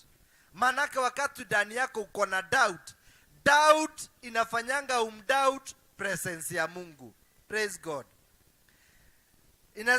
Biblia inasema the reason is because many do not know or many have not thought the role that the joy plays in the life of a believer. Wakati wewe unasimama unasema nimeokoka na mpenda Yesu, na ndani yako hakuna furaha, aki unajidanganya. The Bible says that if we say we have not sinned, we deceive her, and the truth is not in us. You cannot say that you love God, yet you don't have joy. Praise God. Ukisoma kitabu ya Joel chapter 1 verse 12, inasemanga, the vine is dried up, the fig tree languishes, The pomegranate tree and the palm tree are also, and the apple tree, even all the trees of the field are withered, because joy is withered away from the Son of Man. Hii wakati unaona hii miti inaitwa, Jesus used to use, and he was there before, and he is still here with us, and he will still be there hata sisi wakati tutakuwa hatuko. That's when a believer cannot access joy. When a believer cannot access joy, it's a very tragic. Wakati wewe kama believer, wakati wewe kama unasema nampenda Yesu, Yesu ni mwokozi wa maisha yangu, na huna furaha ndani yako, and you cannot be able to access that joy, that's a very tragic. That's a very tragic. The book of Habakkuk 3:17 verse 19 say, although the fig tree shall not blossom, neither shall fruit be in the vine, the labor of the olive shall fail, and the field shall yield no more. The fox shall not be cut off from the fold, and there shall be no herd in the soil. If you can look for, if someone asks you what is the definition of hopeless, just tell him to read the book of Habakkuk 3:17 to 19. It talks about pure hopeless, the description of hopeless. But there is something I would like to tell you. One thing, when the devil wants to take away your joy, when the Satan wants to take your joy, and you see your joy, it has a lot of significance. He first introduces the spirit of fear. If you go in the Bible, the spirit of fear is repeated 42 times. Do not fear, do not fear, do not fear, do not fear. So the spirit of fear, it's open the door for all other spirits. I just want to calculate with me. Are we going together? Praise God. We are talking the subject of joy. And we say, when the devil wants to take away your joy, he introduces the spirit of fear. And now, the spirit of fear bear to another spirit of gloominess. The spirit of gloominess bear to another spirit called the sadness. And the spirit of the sadness bear to another something called depression. And depression send you to the place of silence. When you have depression, do you have joy? When you have sadness, do you have joy? When you have gloominess, do you have joy? And which door did it allow to? Which door did the Satan use to allow all this to happen? The spirit of fear. And Satan uses the spirit of fear to intimidate us, to tell us you cannot know, to tell us you cannot be able to do something. But when you eliminate fear in your life, you have the joy in your life. Praise God. And depression, remember this, depression brings someone to the place of silence. And after bringing you to the place of silence, if you are not keen enough, or if you are not delivered, silence means in the grave. Praise God. So, sitaongea mengi, lakini nikimaliza nitasema, the voice of rejoicing and salvation is the tabernacle of the righteous. The righteous heart of the Lord does validity. That is the book of Psalms 118 verse 15. Na nitasema kitabu kingine called Nehemiah 8 verse 10b. It talk about For the joy of the Lord is your strength. When the God wants to impact strength in your life, the believer, he gives you joy. Wakati Mungu anataka kukupatia nguvu mpya, unasemanga the joy of my salvation is the strength. Praise God. You cannot say you are born again if you do not have joy. Praise God. Nitafikisha hapo na Mungu ambariki.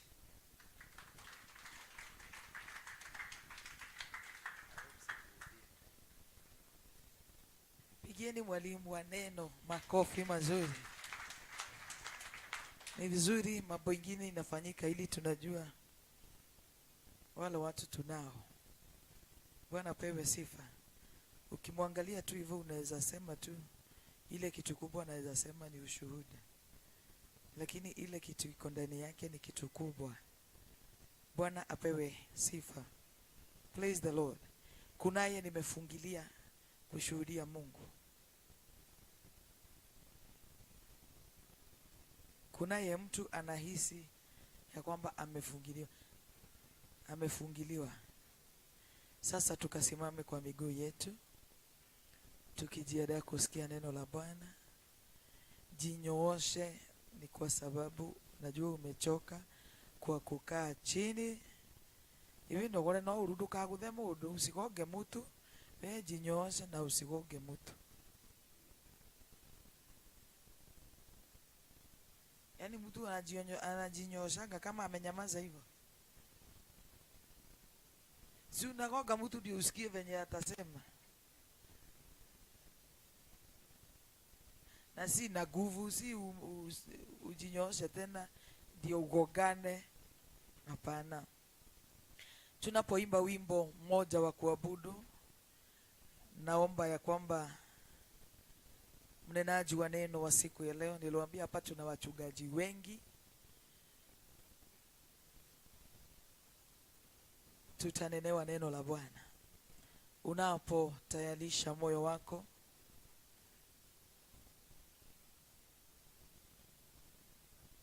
na ili neno la Bwana likapate nafasi kwako.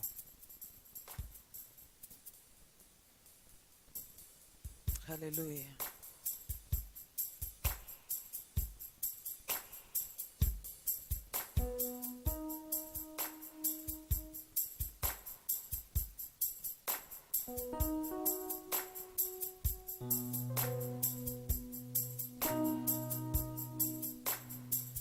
Tunaimba tu, hakuna Mungu kama wewe, unayebadilisha hali, unayefungua wafungwa. Hakuna Mungu kama wewe. Nguvu za Mungu hazijawahi punguka kamwe.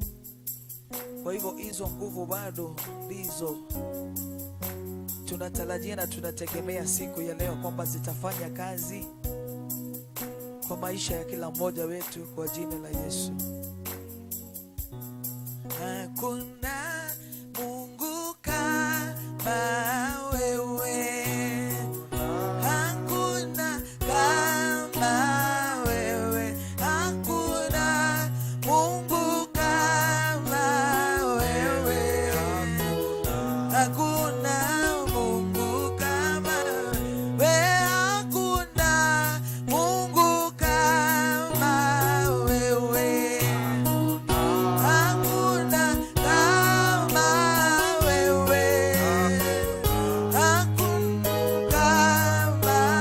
wewe. Hakuna Mungu kama wewe. Hakuna neema kama yako.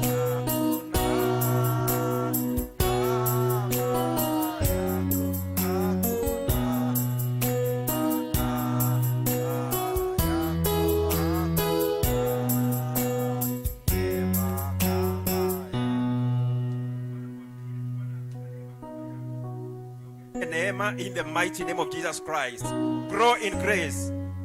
2 Peter 3:18 says, grow in grace. Mwambie Bwana, wacha nikuwe kwa neema in the mighty name of Jesus Christ, that as I come from this place, your grace will be multiplied upon my life in the mighty name of Jesus Christ. Neema ya uombezi, mwambie Bwana niongezee in the mighty name of Jesus Christ, in Jesus precious name.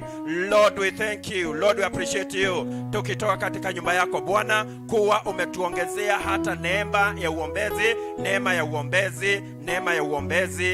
In Jesus precious name we pray and we believe. Amen. I urge you, usikuwe mtu wa wasiwasi. You know, another name for wasiwasi is fear. Bwana Yesu asifiwe. Mchungaji atakuja, apostle atakuja ama hatakuja. Let your mind be set on the Lord in Jesus mighty name. Last Wednesday but one, alichelewa. Watu wakakuwa na wasiwasi, wengine wakatoka wakaenda. But before we knew it, alikuwa amekuja na akahudumia wale ambao they were patient enough to wait in the presence of the Lord in Jesus mighty name. Bwana Yesu asifiwe. So we may wonderfully have our seats in Jesus precious name. Mwanzo nimshukuru our Apostle Ndora Waruinge kwa kutuaminia haya madhabahu ambayo Bwana pia amemwaminia. Wherever you are, sir, I truly appreciate. Also Pastor Beatrice, Bwana kubariki na kujalie neema. I also truly appreciate God for your life in Jesus precious name. I want to talk about the signs that will make you know that you are in a serious demonic attack.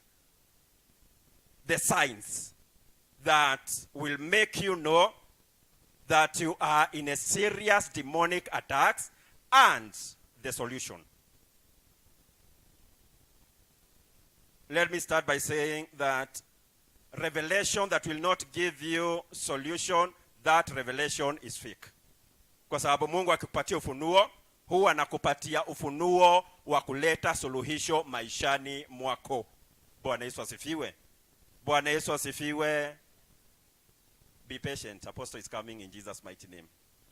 Bwana Yesu asifiwe. I'll tell you why Apostle is delaying. Ni Mungu anamudileisha ili usikie. Mahali ataingililia hapo ndio nitakomea. Lakini nataka usikie hii. Now, one of the signs, I have like 7 signs, but I'll give you one for the interest of time. And one of the signs to know that you are in a serious demonic attack is prayerlessness. Prayerlessness. Kufifia kwenye uombezi. Prayerlessness. A prayerful attitude builds the presence of God within us that becomes a hedge of protection against the demonic attacks in Jesus mighty name. Kile ambacho hujenga uwepo wa Mungu katika maisha ya Mkristo ni maombi. Bwana Yesu asifiwe. So if you lack prayers, you lack the presence of God. If you lack prayers, you lack the presence of God. Brother here, is it done? Alienda kuomba kumshukuru Mungu, and then kukakuwa na manyonyo ya mvua. What is that? The presence of God. Through what? Prayers. That is all that you need in this journey of faith. The presence of God. Write this, because I'll be quoting some scriptures for the interest of time. 1 Thessalonians chapter 5, verse 17. Pray without ceasing. Pray without ceasing. Pray without ceasing. Verses 19. Quench not the spirit. In Jesus' mighty name. Quench not the spirit. So pray without ceasing, so that the Spirit of God in you cannot be quenched. In Jesus' mighty name. So prayerlessness quenches the Spirit of God within us, and we lack that hedge of the presence of God for divine protection. We will all read ili kusiwe kuna wale mawazo inaenda kwingine. Bwana Yesu asifiwe. Let us open our Bibles, and then our brother, you'll help me read. Exodus chapter 33 from verses 12 twende tu pole pole mpaka mali takwambia ukome ni mpaka 15, but twende tu pole pole. If you don't have the presence of God, you are vulnerable to demonic attacks. If you do not have the presence of God within you, you are vulnerable for demonic attacks. Ukiona moto ako under the influence of demonic attacks, namba moja, huyo moto si muombezi, na ya pili, madhabahu yake ni hafifu sana. Bwana Yesu asifiwe. Madhabahu yake ni hafifu sana. 90% of Christians who suffer demonic attacks are not prayerful as they ought to be. And the 10%, they don't serve God with their resources. It's not that they don't have, they have it. Lakini na ya shetani, ningekuwa nimeenda number 2, ningekuambia hivi, those who do not serve God with their resources are under the demonic attack of poverty. Poverty huwa haitolewi na maombi. Poverty huwa inatolewa wakati tunamwabudu Bwana na mali yetu kwa uaminifu, in Jesus mighty name. There are no prayers for prosperity. There are no prayers and fasting for prosperity. We pray and we fast so that the presence of God can build a hedge of divine protection against demonic attacks. Now when it comes to prosperity, give in Jesus' mighty name. Give. Are we there, sir? Okay. Exodus 33 from verse 12.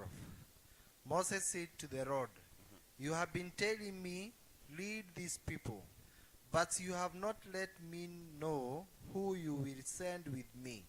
You have said, I know you by names, and you have found favor with me.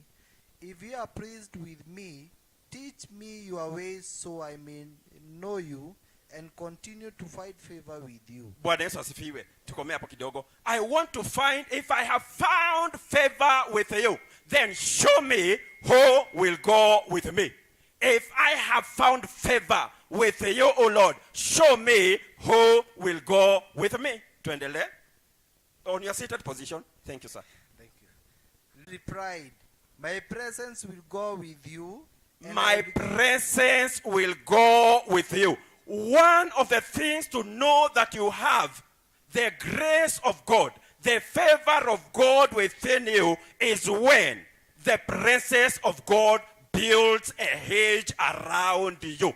Mojawapo ya kujua uko na kibali cha Mungu ni wakati uwepo wa Bwana uko pamoja nawe, in Jesus mighty name. Wakati uwepo wa Bwana uko pamoja nawe, hapo ndipo utajua kwa hakika kibali cha Mungu ki pamoja nami, hakuna shaitani ataniandama. No wicked arrows fashioned against me shall prosper, because I have a hedge of divine protection by the presence of God, in Jesus mighty name. So today I pray that as you get out of this place, you will receive grace for prayers in Jesus mighty name. And the presence of God shall build a hedge within you, and you will know, I have favor with my God, in Jesus mighty name. I have favor with my God. 15. And I will give you rest. Then Moses said to him, if your presence does not go with us, do not send us up from here. Bwana Yesu asifiwe. Kama uwepo wako hauendi pamoja nasi, usitutoe mahali hapa, because we shall be vulnerable for demonic attacks. Kama uwepo wako upo pamoja nasi, shetani atatuweza kule tutaenda. Kwa hivyo kile ambacho tumovu shetani na mzakamwe, in Jesus mighty name. I can't hear you are believing. Amen. Amen ya ushindi. Amen ya uwepo wa Bwana. You already have it in Jesus mighty name. Now, it is the presence of God that fights for you, even without you knowing, in Jesus mighty name. Even without your knowledge. Uwepo wa Bwana unakupigania. Uwepo wa Bwana ni roho, na inaona maroho ambayo yanakuandama. Bwana Yesu asifiwe. Kwa hivyo ukiwa na uwepo wa Bwana, even without your knowledge, the presence of God fights the invisible battles for you, even without your knowledge. Let's go to Psalms chapter 9, verses 3. The presence of God is all that you need. The presence of God. The presence of God. The presence of God. You have rest. You have favor of God because you know how to build that presence within you. Psalms chapter 9 verses 3. Psalms chapter 9 verse 3. My enemies stand back. They stumble and perish before you. Verse 4. Rudia tena. My enemies stand back. They stumble and perish before you. Before you. King James Version. Who has King James Version?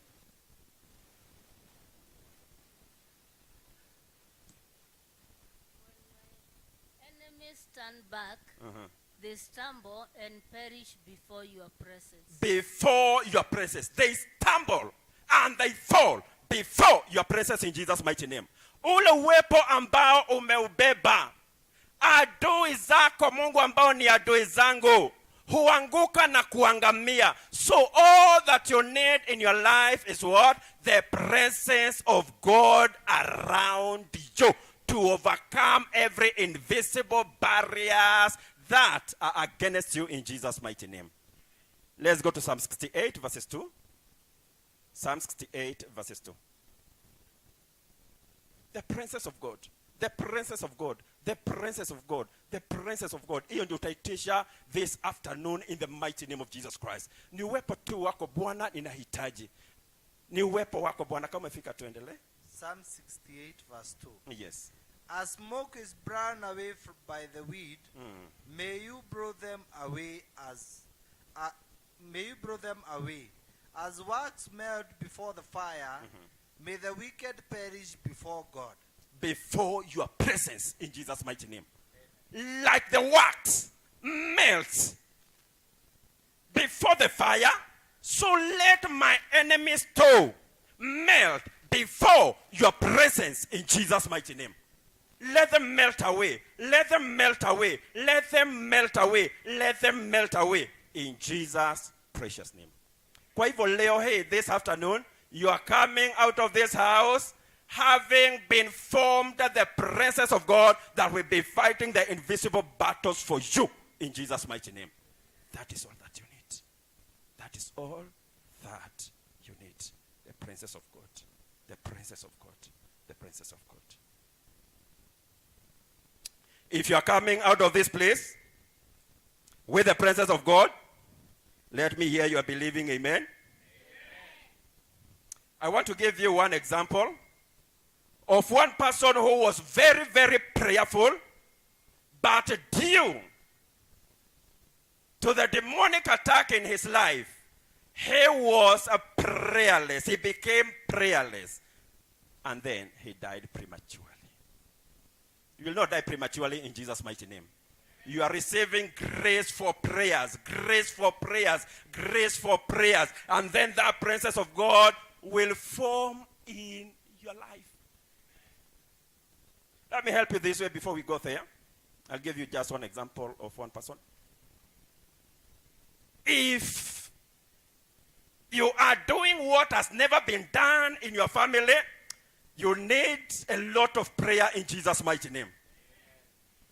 Kama unafanya kile huwa hakifanywi kwenyu, kwa ukoo wenyu, you need grace for total prayers at all times.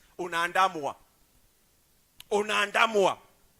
Na wewe ambaye umeanza kufanya kile ambacho huwa hakifanywi kwenyu, I will call you today. I'll baptize you.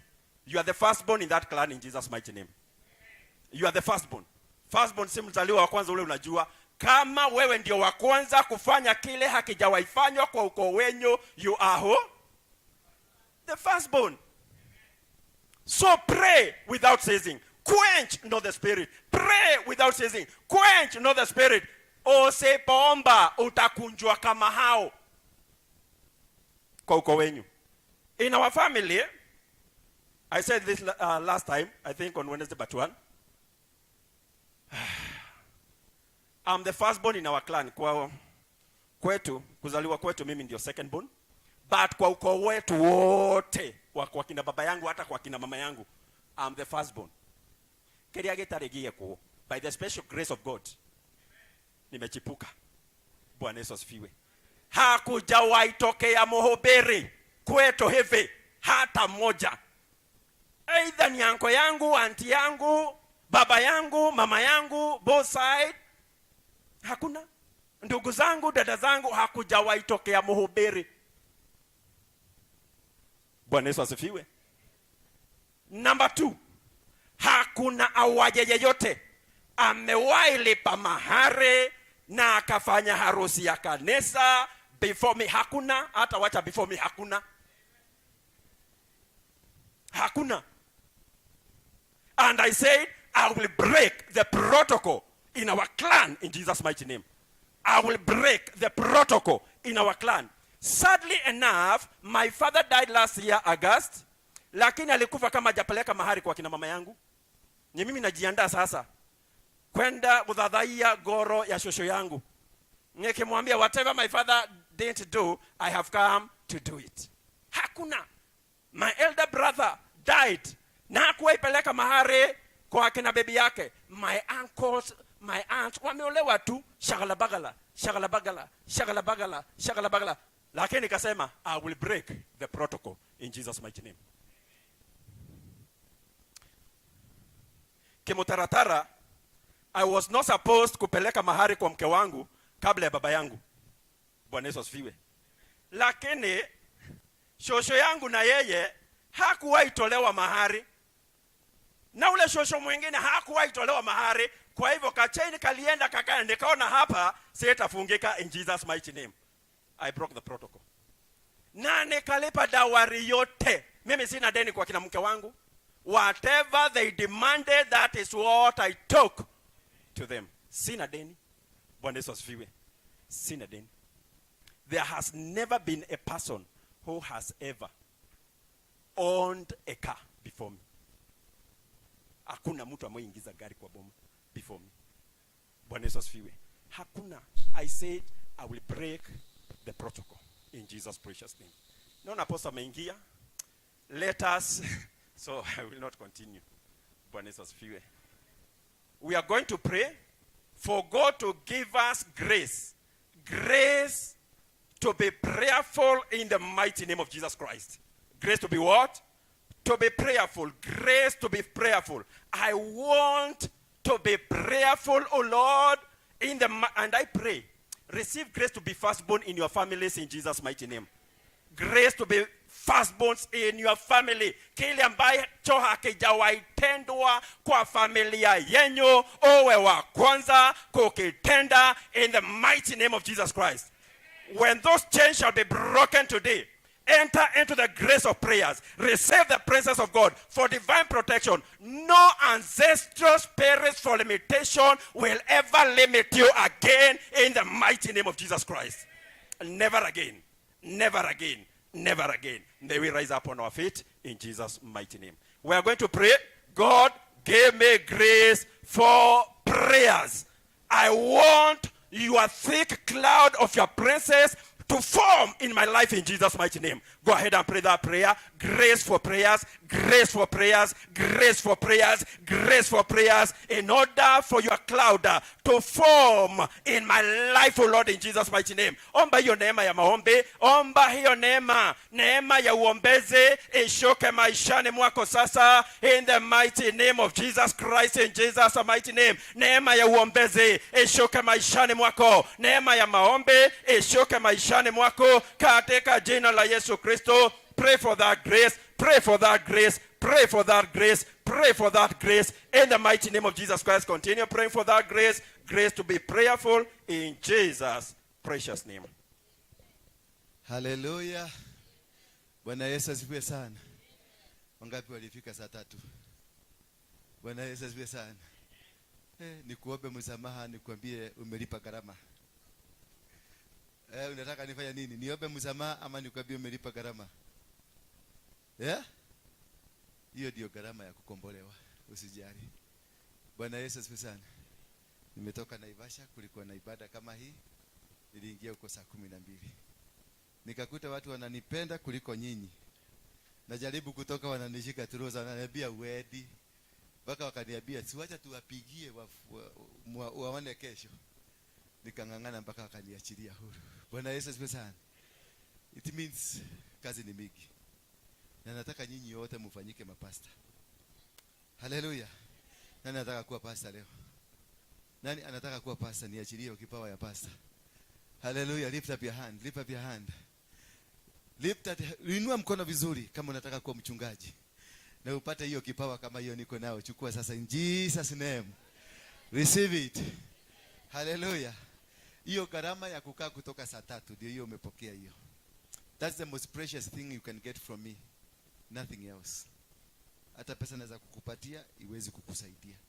But when you have a connection ya heaven, then you have the precious thing. Maito. Mwadhani ya kwasho. Sorry mono. Kaeni chini. Asante sana. God bless you. Nashukuru kwa sababu na msinifuate leo kidogo wale wanatakanga kuniona na kusihi tu. Kwa sababu nakimbia Thika. After here I'm going to Thika. Ni gayaneto kugayano. Kukatakatwa hivi. Mpaka mzee amenihurumia. Na jana nimetoka hapa usiku tumelala na youth mpaka nimetoka saa 8 usiku. So I want you to imagine what I'm going through. Nipatie hai iende juu kidogo. So unajua baba. Nipatie hai kidogo. Upunguze base. Thank you. Tushukuru Mungu Baba na kushukuru kwa sababu wewe ni Mungu mwenye uwezo na mwenye mamlaka. Asante kwa kutuwezesha. Na kumba tu kanitumia kama chombo nikaweza kuzungumza na watumishi wako hawa ambao wamefika. Wakapate baraka, wafunguliwe kwa mambo yote ambao wanayopitia, waweze kuacha. Najua wewe una uwezo. Ulimfungua Paulo na Sila kutoka korokoroni na sasa najua hata hawa ndani watawachiliwa. In Jesus name. Somebody say amen. Mwambie kuna foundations. Tell your neighbor there is foundations. Muulize tu, are you through a foundation? The situation ambayo huko unapitia, balance vizuri. Hiyo situation unapitia. Muulize tu, muangalie. Wacha kuwa kama Mkristo, kama mtu amekombolewa. Muulize, muangalie hata kama si mtu yako, muangalie tu muulize. Ile mambo unapitia sasa, could it be ni foundation? Because kuna mambo imekusubua. Mambo imekusubua sana, but you don't understand what is this. You have gone to places. I was speaking to a lady in Canada. She has gone to almost every pastor, but nothing is working. Ametoa, kaniambia mimi nimetoa. Na ilichagua naambiwa toa bego. Kaka kidogo naambiwa hiyo ni madhabahu. Toa shilingi 30,000 nikuvujie madhabahu. Wakapi wamevujiwa madhabahu hapa. Inua mkono juu wamefugiwa. Victims of circumstance. Hata hiyo kudanganywa kuvujiwa madhabahu ni madhabahu. Bwana Yesu asifiwe sana. It cannot happen that unadanganywa mpaka kwa nyumba ya Mungu. Unaweza? Can it happen? You are in the house of the Lord and then unakoniwa ndani ya kwa Mungu. Hapana, you are not in the house of the Lord. It can't happen ati ukuje hapa na unyang'anywe hapa, kuna kitu imekufuata.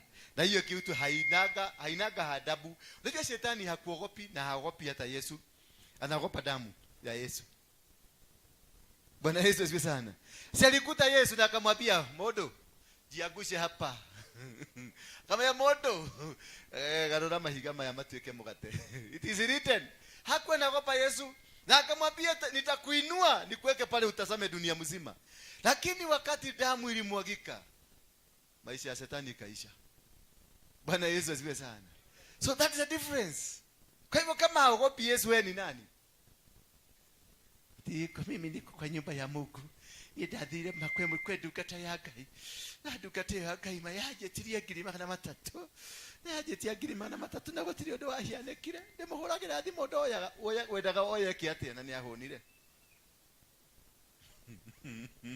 No. Kuna mjamaa mwingine sijui wa Bahrain. Ni Bahrain ama ni wapi? Saudi Arabia somewhere. Either Saudi Arabia kama hapo. Wakati nilitakasa watu watume pesa ya nini? Ya chakula ya wasee. Nani alituma pesa ya chakula ya wasee hapa? Ile tulilisha Disemba. Tuliwanunulia chakula. Sasa tunanunua mabulageti. Wangapi walituma? Wangapi walisikia hiyo story ya wazee? Gai. Walituma. Walituma. Walituma. Nikusikia tu mlisikia lakini hakuna kutuma. Thank you. Hata nyinyi mtazeeka. Sasa si walituma. Sasa I think alikuwa na expect tena nitamzungumzia because ile namba nimepatiana inapelekaga pesa kwa account straight, sio mimi. Inaendanga wapi? Sasa tukakaa nikaona mtu amenipigia simu. Pastor, uliona ile pesa nilikutumia? Nikamuuliza ulituma? Ulituma siku gani? Nikajua ni ile ya wazee. Uliona? Nikamwambia kwa sababu of course kama niliona, unajua hawezi kupiga simu aniuliza kama niliona kitu hakuna. Nikamwambia niliona although sijaona. Lakini kama alituma niliona, si ndio? Sasa nikakaa. Sasa ulisemaje? Nikamuuliza aje. Todo mumezoea kulipa maombi. Sasa alikuwa anataka kudhibitisha ndio nimpatie risiti ya roho. Nimepokea ndio hiyo risiti. Sasa kutoka sasa umepokea. When you send anything, ulete ukuje wekelea madhabahu hapa na ni Mungu amekutuma, umefunguliwa. You don't need your pastor. If you heard the voice, wale tulikuwa nao hapa jana, it is only the voice, listening and hearing the voice of God. The rest is history. If you heard God telling you, peleka hizi bulageti kwa hiyo kanisa, na usikie kweli ni Mungu amekutuma, na ufanye hivyo, you are done. You don't need anybody. You don't need even prayers. Only if you didn't. If you heard. That is the book of Deuteronomy 28. Asema, if you hear diligently the voice of God, and obediently you hear from him, then the following will follow you. So you don't need to be preached to. If you have. Lakini kama umeleta pesa yako hapa na umeteza kwa sababu unataka jina yako ionekane kwa TV ama tukutabue kanisani, that is not the voice of God. Hiyo sasa ndio inaitwa conmanship ya maombi. Na wewe ndio conman kwa sababu unataka kuja kunikon, ndio nikuombee mimi niende kwa Mungu na yeye ni mkon, ndio tushirikiane kukon. Ndio nakutaka kanisa imejaa maconman na macon women ya maombi. I cannot be able to say, siwezi kakuzia my prayers, ama naweza. You can't. Your money cannot buy a prayer. The connection only comes if God hears. Daddy, ni mapepo inaenda. If only you can hear the voice of God, that is the direct line of receiving the anointing, receiving your deliverance. That is the direct line. You don't need me. Get it. Nipatie microphone nyingine. Bwana Yesu asifiwe sana. Nipatie tu hata kama ni hizo. Inaonekana mmeshindwa kuadjust vizuri. Nipatie hii.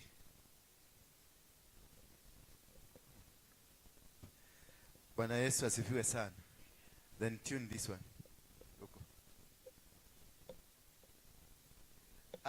So you don't need a touch if you heard the voice of God.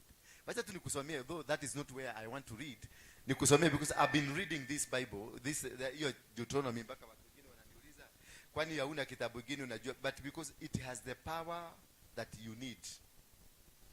And because I meet different people daily, that is why I'm reading it daily.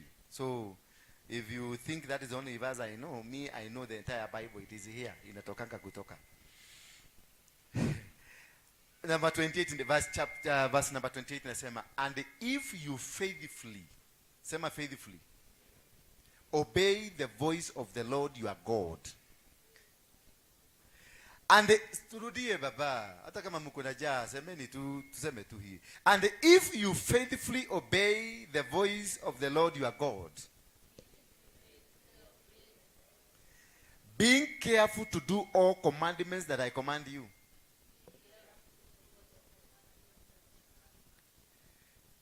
today, the Lord your God will set you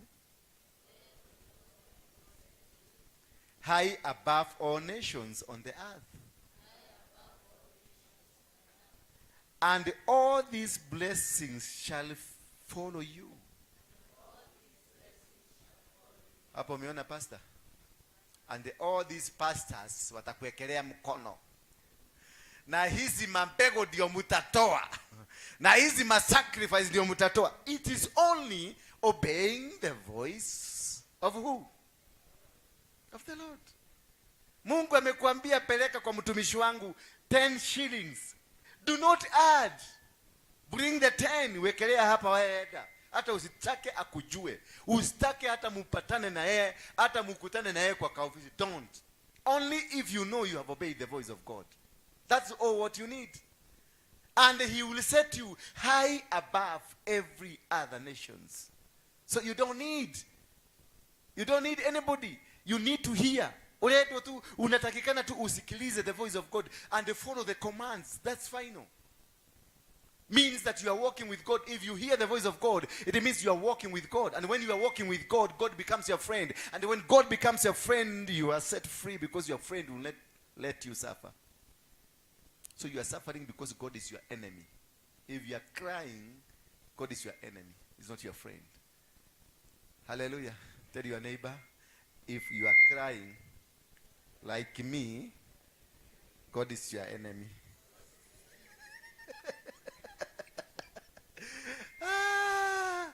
Bwana Yesu asifiwe sana. Sasa nataka tuangalie foundations. Tusome kitabu cha Matendo ya Mtume 16. 16, the chapter 16, and we'll be looking at the life of Paul and Sila. Ndio tuone what is this that is holding hii microphone baba. It's not okay. Nipatie hiyo nyingine yako hiyo. Hata tafadhali. Msisituke ikisema tu. Unajua kwa 10 zilienda. Bwana Yesu asifiwe sana. Then chapter number 16, verse number 16, and say, as we were going to the place of prayer, we were met by a slave girl who had a spirit of divination, and brought her owners much gain by fortune telling. As we were going for prayers, tulipokuwa tukienda kwenye maombi, tulikutana na mwanamke ambaye alikuwa ni diviner. How many of you know about diviners? Wangapi wameingia kwa mkono ya diviner? Wangapi wameingia kwenye mikono ya diviner na wanajua how a diviner can do you? A diviner is the most dangerous person you can have in your church. Na ninaomba hiyo roho isikuje hapa. Although inakuanga ikinyemelea mimi sana. Nilipokuwa nikiomba niliona Mungu akikwambia usipokaa hivi utakaa hivi. Na diviner creates division. Diviner has no room for peace. A diviner will bring in, ataleta kitu, atakuta mlikuwa mnakaa pamoja, na ile statement anakuletea ni statement ya kupiganisha huyu na huyu. That is the role of a diviner, to destroy any unity. Kama hii kanisa atakuja na aanza kutoa domereli mingi sana, domereli ya kupiganisha huyu na huyu, na huyu. Achana tu nayo, wasituki wamezoea. Umeelewa? So that is the role of a diviner. Unasikia venye wanatoa sauti. Kwa hivyo mnajichuka sana. Wakikuja na domereli, mwambie hata mimi najua kama Mungu ataniambia. Because they have the capacity to destroy, to bring this church down. They have the capacity to send your man away from you. They have the capacity hata kukosanisha wewe na mtoto yako. Wewe mama, mtoto guo uliorerete akakonyonya haha, akathi kwira muthuri waku, mama yangu najua naenda. Unaenda kimtu kilikuja huko juzi. Si ngombe alikuwa ananunua. Walikuwa na story nyingine. Na doa inaaguka because of your own daughter, because she's a diviner. So diviner, if you know you are a diviner in this church, you have no room. I will never spare you. Nitapigana wewe. Ndiwe sana. Nitapigana na wewe kama nini? Kama nyoka. Nikikira hapo mbele hapo. Aidhuru. Nitapigana na wewe kama nini? Kama nyoka. No matter what position you are holding in this church, I will never entertain. Mimi walinikula 500 nikiwa jela. Walikuta bibi yako 500,000. Nimeshikwa, nimekamatwa. Sasa hiyo ni sere walikuwa wamesema shoot Waruinge on site. Sasa nimekuja, nimekamatwa, nimepelekwa. Wakakuja akamwambia diviner, yani mama tu hakuna kitabaya kichwa. Akakuja akambia bibi yako, "Kile kikitaraba bari aisetereka." Hiyo ni roho ya vitisho. Bibi akaambiwa Bwana atakufa, Bwana atakufa, Bwana atakufa. Hasa akasema ile kitu inanikulaga iko kwa nyumba. Wakachukua bibi yangu mpaka kwa nyumba, wakampeleka kwa nyumba. Wakamwambia sasa, bibi, nyumba yangu ni kubwa. Bibi akaambiwa kona ile lala uko chini, ongea na Mungu. Na kila mtu wote kujiseti, walikuwa watu 6. Wakajiseti kwa sababu walikuwa kwako kuna dominion ile kubwa, inahitaji mapowers za watu kama 6 kuja kubomoa hii madhabahu. Bibi yangu akaambiwa sasa tuombe. Akakujwa pale. Wengine wakajikuja, wengine bedroom marumu zingine na tunyoka twa plastic. Kanyoka kwa bedroom yangu kakaruzo shwa chini ya kitanda. Sasa wakarudi kuomba. Wakaomba kama wana hawa. Wasi wanajua mtego kila kitu imeka. Chule ilikuwa ya plastic na nyoka ya plastic. Zote zikawekwa chini ya kitanda. Alafu sasa wakaliporudi wakashibia na mkeni, sasa roho Bwana anataka kuongea. Wakaambia tushikane mkono. Mama mmoja akasema, "Hii!" Sasa nilikuwa naangalia kwa CCTV kwa sababu yuko hakuwa anajua kuna kuweka na CCTV. Mama akasema, "Hii! Nyoka, nyoka, nyoka, roho ya nyoka, roho ya nyoka." Sasa ikasemekana tutafuta hii nyoka. Bibi yangu akaambiwa ingia kwa bedroom, sisi hatuwezi ingia kwa bedroom ya bwana yako. Ingia kwa bedroom. Wewe uweze utafuta huko, tumekuweka roho ya kutafuta na utaona nyoka. Sasa bibi yangu wakaenda. Kama kuingia chini ya kitanda kaona shwa kanyoka, yako na remote kwa mfuko anafinya kanyoka kanafanya hivi. Bibi alitoka bio akakuja akasema nyoka iko kwa bedroom, nyoka iko. Jesus God, you are God, you are holy God. Oh God, you are faithful. Sasa nasema God ni faithful na ni nyoka ya plastic. Sasa alikuwa anasema God is faithful, may reveal what has been eating my husband. Alitishwa 1,000 ngapi? Ndio hiyo nyoka itolewa hapo. Na walikuwa wanakuaga wamekuchorea, wanajua huko na hiyo pesa. Wanajua. Ili ya 500. Sasa niko kamete, nangangana. Mzuri, Mungu ni mzuri, nikaachiliwa. Sasa nilipokuja nikaangalia kwa CCTV, unajua lazima uangalie kwako, mzee ni mzee.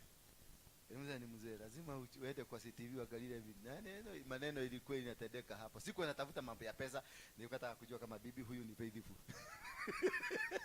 Sasa ndio nikaona mkolino amekuja, ameingia. Wengine sasa CCTV kananyesha. Nikaita bibi nikamwambia kuja. Kuna watu walikuwa wametembea hapa. Si mimi nakwambia mimi ni nabii. Kuna watu walikuwa hapa, usinidanganye, niambie ukweli. Akaniambia tulikuombea ndio maana uliachiliwa. Ukaendaje? Akaniambia nikamuuliza ni nani? Ni mama fulani. Hiyo amezaa mtoto nyoka kama yeye, nyoka kuliko yeye. Huyo mama sitaki kumtaja, ni pastor bado, pastor feki. Na mnamjua, kila mtu anamjua hapa. Kila mtu amezumbua hichi sana. Nikaita hiyo mama nikamwambia mulikuwa home mkaongea tulako hoya ile gayararia. Nikamwambia kuja nikubaie kachai. Na mkuje na hawa watu wote. Siku niko mungiki. Nikamwambia kuja niwabaie chai. Kavuka kamurako. Kabia keleni pesa hapa. Pesa hapa. Hakuna kutoka kwa hii nyumba kama pesa yangu hapo. Viva barena. No na keke. Nikamwambia hiyo roho msijaribu hapa. Nitakata mtu kichwa. Sasa walikuwa wamekula wamebakisha kama 400 ililetwa. Alafu nikawekea TV. Nikaambia chakalieni. Wewe ndio uliweka nyoka? Nema nyoka. Huyo pastor mmoja alikuwa pale Latema Road. Alikuwa anaitwa Kogara wa Makogara. Bwana Yesu asifiwe sana. Hizo ni zile vitu ambazo zinakuandama in your life, no matter whether you are saved or not. Paulo and Sila walikuwa kwenye. Bwana Yesu asifiwe sana. Paulo na Sila, they had come from prayers, but they met a lady that kept following them.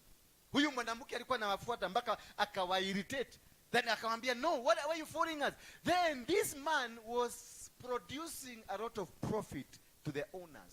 So when you find a diviner, the diviner is not alone. Anakuanga na owner. Bwana Yesu asifiwe sana. Ene diviner anakuanga na owner. Akikuja kanisani hapa, hakujagi Kati yeye kwa sababu amekuja genuinely, anakujaga kwa sababu kuna mtu amemtuma, nenda huko tufanyie kazi. Akikuja kwako katakuja kama ni kahauzi karo, lakini si kahauzi karo, ni mtu mkubwa kukuliko.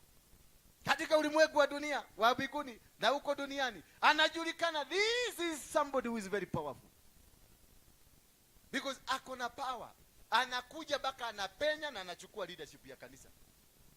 Na mnakaa sasa mnaonaga yeye ndiye anakuaga na akili mzuri. Lakini si akili mzuri, huyu mtu ametumwa. Ako on mission.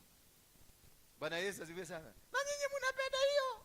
Rika kaka, ria popopo, ronoko tatata. Hiyo ndio mnapenda sana. Kwa sababu hamtaki kukaa chini mfundishwe neno. Hamtaki, mnataka kununua miracle kwa sababu you are busy.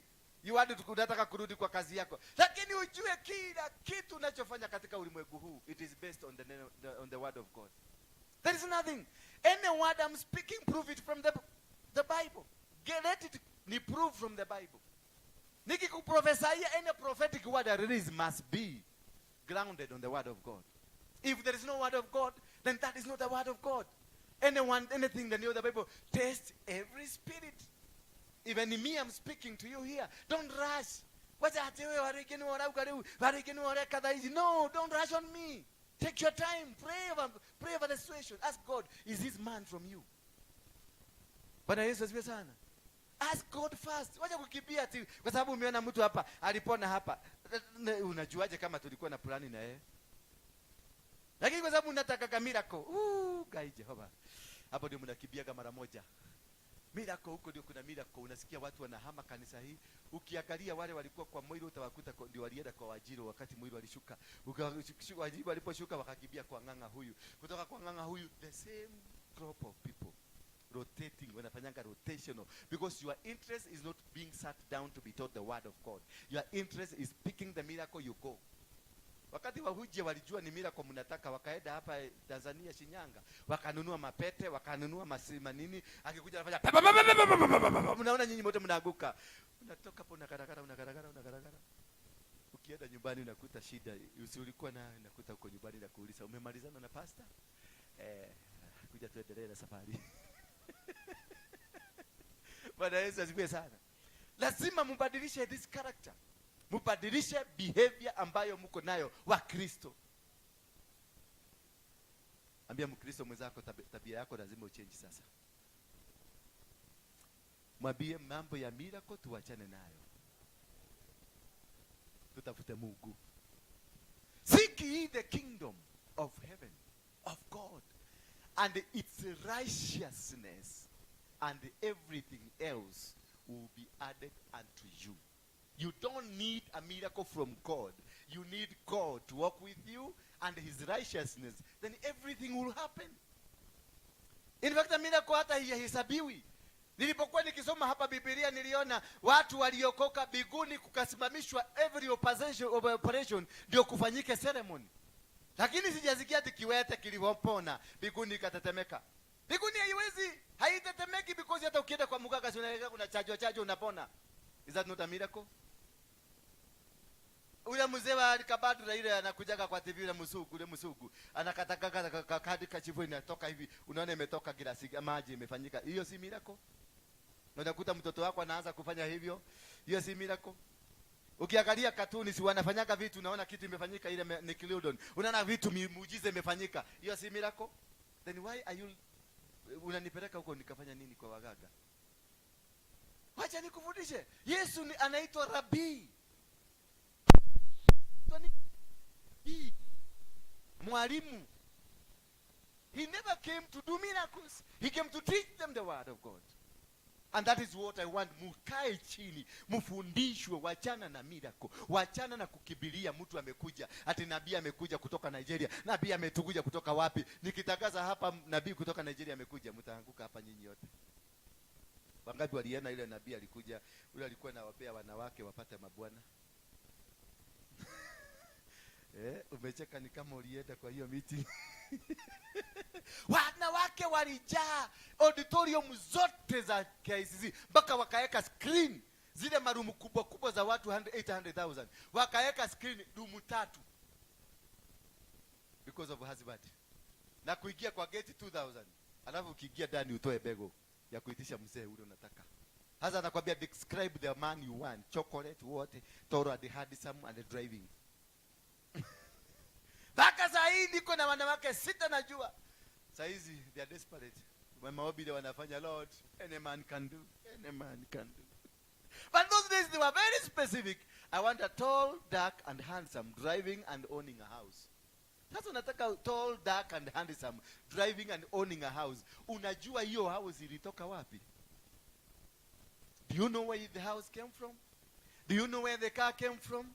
Do you know this man, yes, he's dressed nicely. Unaona nimevaa vizuri. Do you know the cost ambao nimepitia? What kind of a cost have I paid? Hallelujah. Ati nana msichana ni mrembo na sasa huyo ni kwenda, huyo ni huyo digetiga. Digetha nyoroke ogwa nyorokete. Unajua pale amepitia. Ile cost amelipa. And you want just shortcut, you want kwenda kuruka kwa mesa, hujui chakula imetengenezwa na nini. Unaingia kwa mesa na unaanza kukula. Dakika kidogo. Ama dakika kidogo naambiwa sasa si umekula, tupatie mama yako. Na hivyo ndivyo watu wameingia kwa Illuminati. Because all you want is shortcut, not understanding where is this miracle coming from. You must know whatever I'm performing here, you must be able to know where is this miracle coming from. Whose I am sent by who? Bwana Yesu asifiwe sana. I am a pastor sent by who? Because kuna pastor wamekuzimu. My friend pale alikuwa ule ni Fred yako. Alikuwa kwa Illuminati, amerecruit mapasta huko Mombasa. Wako kwa Illuminati sasa hivi. Na huyo pastor akishika hawakatazagwi kuiba kuhubiri na Bible. Hawakatazagi kusema jina ya Yesu because kuna Yesu Josto na kuna Yesu. Yeah. Wako. Lakini kwa sababu hutaki kujua, you want a miracle, you want to pick miracle yako, unapiki miracle yako. Lakini ule amerecruit. Na alitoa damu. Bwana Yesu asifiwe sana. And that is why we are lost. That is why umeenda kanisa hii umeenda. Sasa unataka kuniambia umetoka kwa Harrison saa hizi. Mimi baba yangu ni Harrison. Si ndio? Saa hizi nimepitia huko. Nimemsalimia, nimemwambia dadiko hujia. Huyo ndio baba yangu ya kiroho. Umetoka kwa Harrison ukakuja hapa. Na kabla kwa Harrison ulikuwa kwa Nganga James, ukaitwa Matuta, ukatoka huko kaenda huko. Kabla hapo ulikuwa kwa Wairimu, ukaitwa nini, ukatoka huko ukakuja huko. Sasa what do you expect from me? Hello? Do you expect anything from me? Unakuja tu kunitest unisimu na niangalia na kajicho kamoja na niangalia. Unasema huyo bado hajakuwa kiroho, hajakuwa kiroho.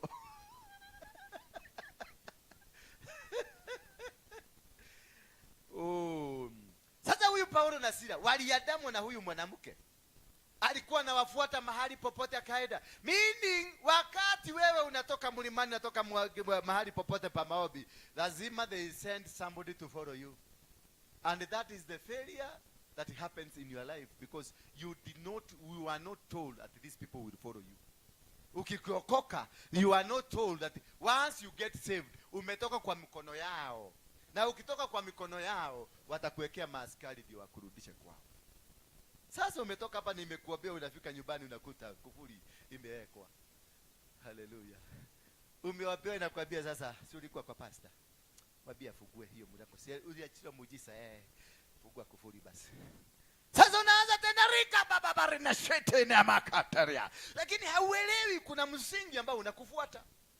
Hauelewi kuna tamaduni ambazo zinakufuata.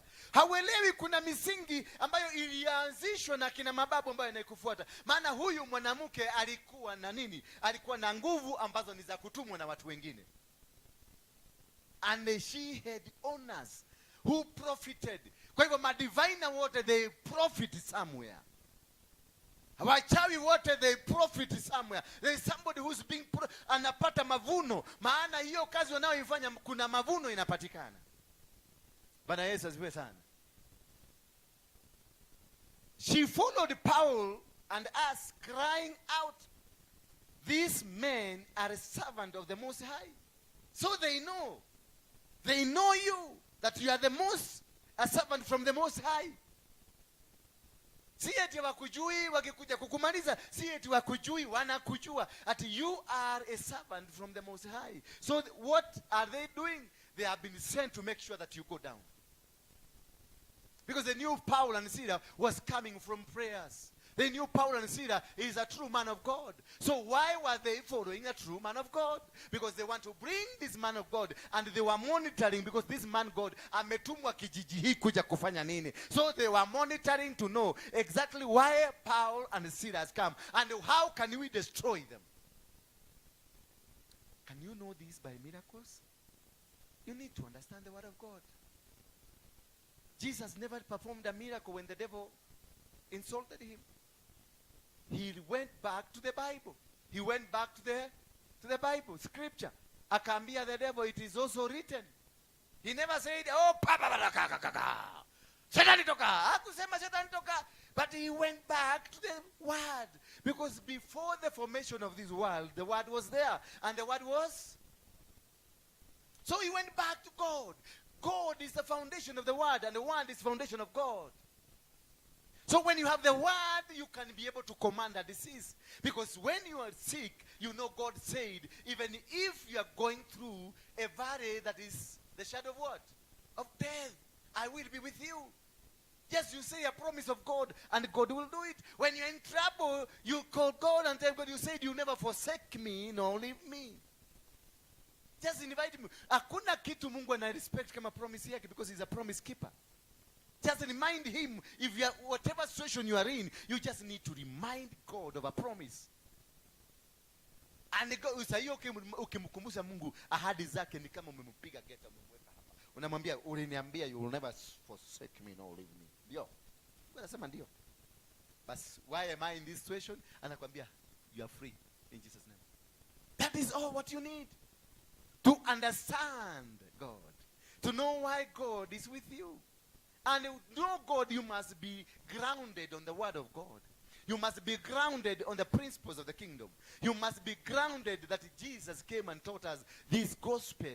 You must know that we do not drive ourselves. We not live on miracles. We live on the word of God. The foundation of whatever you are doing is the word of God. When I was in Mungiki, most of my clients, top clients ambao walikuwa wananiletea pesa, they were pastors and bishops. Sasa niambie, kama pastor, mimi alikuwa ananiletea chakula, ile mumetoa mehodhi, mimi ndio nilikuwa naletewa. Na wewe blindly, because you don't know, you don't want to start the word of God, pesa yako inaletewa nakula. That laziness of a Christian, because Christians are the laziest creatures on earth. Laziest. All what you want is a miracle. All what you want is tu ndio ni kuna watu wananipigia simu wananiambia aliokigo kimwetu nicho wewe ni weka yaraho kayale ka ukohotera nike ati aliokigo kimwetu urenda kota kijira guhe ciugo ithatu inya cia Ngai nikwambie soma kitabu fulani, akisoma kitabu fulani itawachiliwa huru. Unataka tukio kimoja utapona hivyo tu. Unasikia mtu amen amen amen, wacha nikutumia kitu, nakwambia wachana hiyo kitu yako kana kwenda kukule mandasi, because automatically umenigeuza nimekuwa miracle seller. Gani siwakalie kitu. Bwana Yesu asifiwe sana. And she followed Paul and us crying. She followed Paul and us crying out, these men are the most servants of the Most High God, who proclaim to you the way of salvation. So they know you. And this she kept doing for many days. Paul, having become greatly annoyed, turned and said to the spirit, I command you in the name of Jesus Christ to come out of her. And it came out that very hour. So the spirit that is following you is not a yesterday spirit. Paul and Silas waliendelea kufuatwa na huyu mwanamke for many days. So whatever that has been haunting you, it has been in for many days. But because these men came, they are the most men from God, they were able to detect and to know this woman is not right. And they commanded the spirit that was in this woman, come out in the name of Jesus Christ. And the spirit came out that very hour. It came out. And because of that command, the owners of this woman, the owner of this spirit, came up and arrested Paul and Silas. Na wakawaweka ndani. Lakini before they took them to the cells. What happened? Once they arrested them, wakawafunga, wakawapeleka kwenye soko. Walipowapeleka kwenye soko, kwenye umati wengi, then a judgment was done. Because soko ile, it was a marketplace where demons were operating. So they had to take this man to the demons, so the demon can control, make a decision over this man. So sometimes when you are breaking out from foundation, there is a repercussion that comes in your life. There is a repercussion that fights. And this foundation, you must understand, this woman kept following them for quite a long time. Until they said, no, we cannot entertain this. So until you say that behavior you have cannot be entertained, it will not go. Paul wakati alianamama, huyu mama bado anamfuata, tukienda hapa ananifuata, tukienda hapa ananifuata, tukienda hapa ananifuata. Then Paul answered and said, no, we must command this out. Tell your neighbor, you must command that demon out. Many blows upon them. They threw many blows upon them.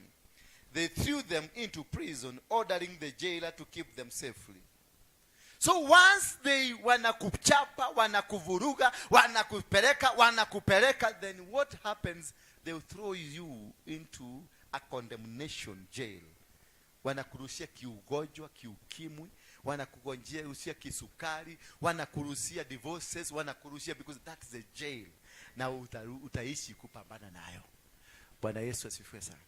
Hiyo ndio jail. Wamekupiga, wamekunyarira, wamekupeleka mpaka sasa unaona you don't need to live. You don't need to be called a human being. You don't need to be where I am. Hata sina maana. Wengine wamenipigia simu nasema sioni haja ya kuishi.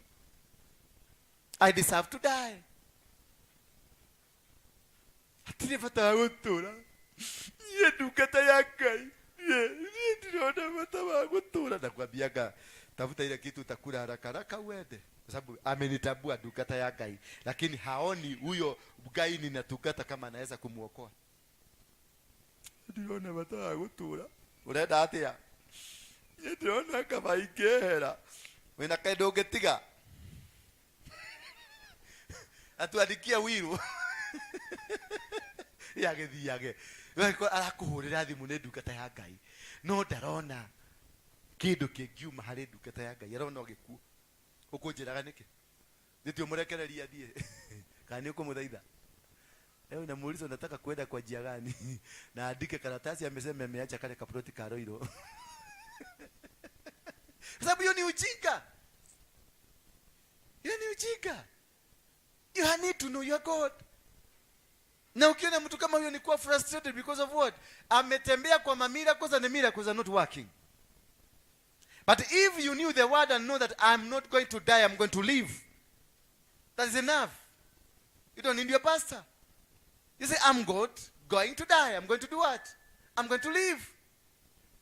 That God has good plans for me. Plans not to destroy me, but plans to make me strong. But do you want to die?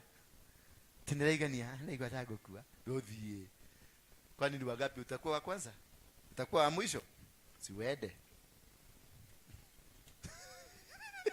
Kwani ulikuwa unataka kwenda? So you must be able. Kama ungekuwa unajua neno la Mungu, basi haungesema I'm going. Ungesema I'm not going to die. That is biblical. That is the word in the Bible. I'm not going to die. I'm going to live. But ukisikia mtu anasema amekufa moyo, basi kukufa kwake kwa moyo kwa sababu yeye mwenyewe ashakufa kabla. Ukiona mtu amesema ni driver wako alikufanga kitambo, ni body tu inatembeaga hapa duniani. Na umwachilie tu kwa sababu ataenda. Hallelujah. Hallelujah. Having received this order, verse number 24, he put them into the inner prison and fastened their feet and the stocks. Baada ya order, shetani sasa amekukamata. Confession zako zote zimekupeleka kwa shetani. Madhambi zako zote zimekupeleka kwa shetani. They arrest you and take you to the inner part of the prison. Ngapo ndio unakuwa umekufa moyo, ni shetani kwa dio die gashi tigatia no akwelile wanakufukia.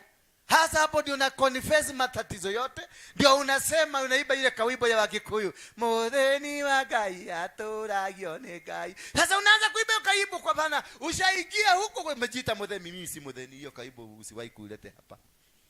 Wengine hapa naita Beatrice alituibia ingine. Nisiri ya machozi haya wewe. Sasa alikuwa na expect tuimbe hiyo wimbo. Wewe nataka tuimbe tuinero boro.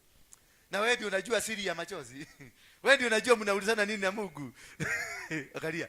Siri ya machozi haya ni wewe wajua. Ni muimbaji ndiye anajua ni nini anaibia. Yeye ndiye alilia. Si mimi yote kuniletea hiyo wimbo. Sasa utaniita hiyo wimbo na sasa nianza kuingia kwa hiyo matatizo yako kwa sababu I have to. Ni kama watu tunaobaga Mungu wa Jakobo, wa Elijah na Musa na Musa. You need to understand. Mungu wa Jakobo ni mgani na Mungu wa Joshua ni mgani? Na Mungu wa Musa ni mgani?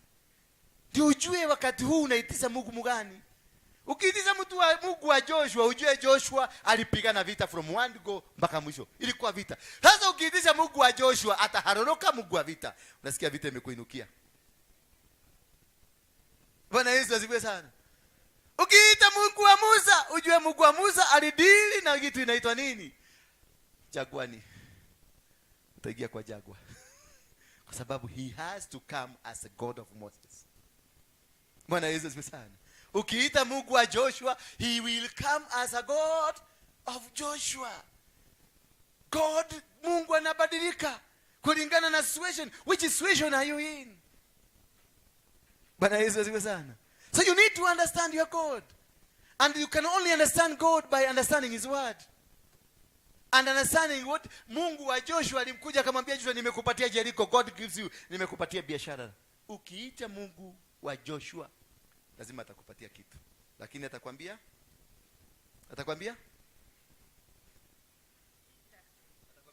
ujiandae kwa vita. Be strong and courageous. Nimekupatia supermarket, lakini be strong, ujue from word go vita. Although utatoboa, lakini ni kwa vita. Ndio nakutaka kanisani kila siku. Hata kama hivyo unakolewa kayalio geteine. Vita. Ukianzisha marriage yako na Mungu wa Joshua, vita. Ukiorumagio tabosho. You have to win. Ukiita Mungu wa Musa, unajua Musa ni kutoa watu kwenye utumwa. Upitie, lazima utapitia kwenye jangwa. At some point lazima utapitia kwenye jangwa. Hallelujah. Lakini Mungu ni nani? Aitwe Mungu. Wacheni Mungu. Aitwe Mungu.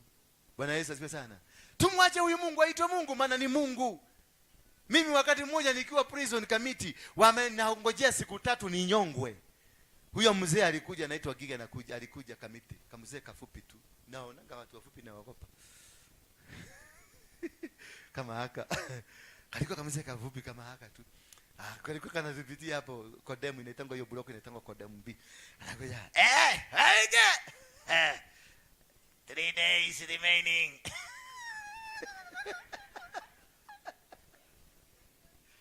Na mimi namwambia mimi sikuwa nimeokoka, nilikuwa naiba. Sasa hiyo nilifanya wizi mkubwa sasa hivi nikiwa ndani. Utili hiko didaya. Pesa nyingi tadi mmoja hiyo na ngojea siku ya kukufa. Niliiba pesa mingi. 150 million. Ushaandikiwa kama message. Kuna mzigo inatoka Mombasa. Hiyo ni mimi nilituka. Angalia huyu. Ulinyang'anywa ngapi pesa ngapi? Watu nyiwa shikana. Ni dumiro kaigi muno ka. Oh yeah. Ema container na agoro die how they in. I created that content. Na nilitumiwa pesa. Zilikuwa zinawekwa kwa account. Kaya oh my God. Na ratu leo na nikirato hujeria.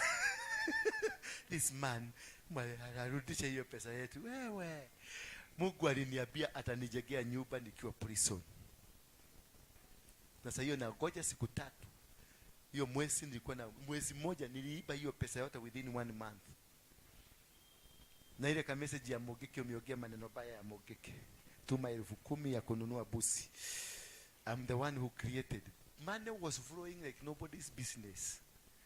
When God is with you, he will command blessings from any quarter. Bwana Yesu asifiwe sana. In the government quarters, they were eliminating a problem. But in the heavenly quarters, somebody was being blessed. They might have condemned you. Wametoa hukumu yako na wamemalizana na wewe. That was it with them. When they said so, God began a process with you. Bwana Yesu asifiwe sana. Waliponipeleka kwenye mashini, wakanishika, nikaambiwa nikanyage mashini, ni mabati imekaa kama hivi. Mabati na kanyanga hapa na kanyanga hapa. Kisha unavulishwa kitu cha black, unawekwa mkanda hapa. Sasa wanaifungulia pale button, inafunguka bati, inafunguka unaanguka. Sasa unahang. Mabati ikakataa kufunguka. Na imagine imepora watu lakini mabati imekataa kufunguka. Sasa hiyo nyumba kwangu inajengwa. Sikwambii ni wapi usikuja kuanza kusema hii ni ile pesa yako. Kule nyumbani nyumba inajengwa na tumana pesa tu zinakuja zikichukuliwa. Nyumba inajengwa lakini hapa wanajua ninaenda kukufa. They have said you are going to perish. This is the end of you.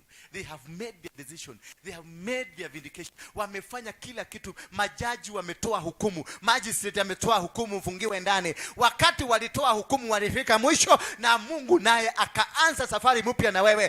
They wanted you ufike mwisho. God is waiting for you to come to the end so that he can start with you a journey that he is going to win every battle. The mabati refuse. Sababu yo mzee nilimwambia mimi sikufi. Wewe ndio utakufa. Na by the way kalikufa. Mimi nimwambia sikufi. Takataka. Kana kakuja kana mimi takataka. Tutakutana. Sasa wakati kalinivalisha hiyo kitu kaliniambia kuvuka takataka. Na hata nikiwa na hiyo kitu nikamwambia mimi sikufi. Waliita mpaka ule Chief Justice akakuja mpaka huko ku witness. Ati mashini imekataa. Na sasa mashini ikikataa safari moja, that's the end of it. Hauwezi zinyongwa, kifuko yako imeisha, unatolewa. Hallelujah. Mwambie mwenzako mashini itakataa. Nimefika karibu na mashini ikatae. Itakataa hata kama wametoa amri, hata kama wametoa hukumu, hiyo ni hukumu yao. Hukumu ya Mungu inasema tunaanza safari. And from that day, I've never gone to jail anymore. Hallelujah. And from that day, it has been a blessing after blessing. It has been a blessing after blessing. Bwana Yesu asifiwe sana. And this is what is going to happen to you. Mwenye aliniombea akaniambia hautakufa alikuwa rapist. Na alinyogwa, mimi nilitoka. Alinyogwa. Mwenye aliniombea akaniprofesaia, hutakufa. Na mimi sikuwa nimeokoka, alikuwa ananiambia kwa jina ya Yesu na mimi nakwambia kwa Mungu angekoyo na mobi. But when the word or the power, the word from God, the man of God is released to you, it works automatically. It doesn't matter who is saying so to you. What matters, it is the end of them and the beginning of you with your God. Hallelujah. Then what happened?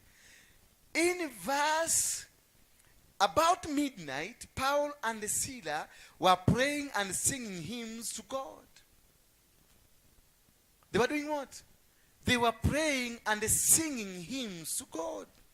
They were not looking for miracles. They continued to praise their God. They continued to praise who? Their God. They did not move from one cell to another cell seeking na kupapatika kuambia Mungu, oh, aliwekelea mjigera kiakelea hapa. Uga kigoke matu netokolekelelio.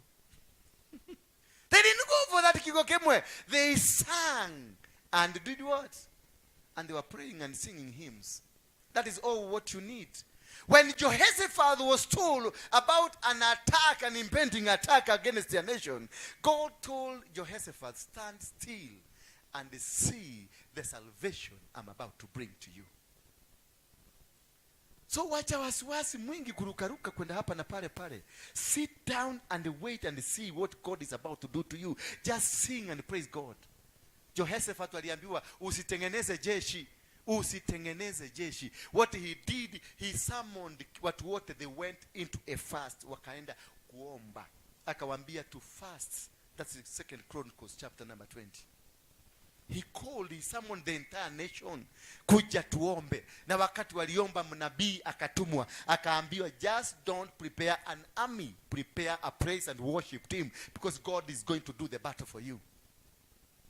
Don't prepare what you are doing. Don't prepare all the forces you are trying to raise. Don't prepare even to travel to Kampala to see Kakande. Don't even go to Mombasa. Don't even go to Nigeria. Don't even go to South Africa. Just prepare, sit down. Praise him, worship him. Sit down and see the salvation that he's about to bring to you. Hiyo nonsense zingine wachaneni nayo. Kwani Ezekiel anaomba Mungu mgani? Si anaomba Mungu yule mmoja? Hayuko kwa kijiji yenu? Is that God not in your house? He's in our house. God is saying, I'm omnipresent. I'm everywhere. But because you are lazy in seeking for God. That is why you want to jump and go there. You will die a poor person. Jehoshaphat was told, sit down and see the salvation. Why? Because they had decided and chose to praise God. When you praise your God, you worship your God, he will do everything for you. Because God is waiting for you to come, my son, come, my daughter. Bwana Yesu asifiwe sana. Come, my son, come, my daughter, I will lift you up. Paul and the see that they were singing and praising. As singing and praising, iko na power na capacity yake. When you praise and you sing, there is a power behind the praise and sing. And this praise and sing will change every situation that you are in. So take your time to praise. Take your time to pray. Take your time to go to the mountain. Take your time to go to God. There is a power behind it. There is a force behind it. Listen here, the power.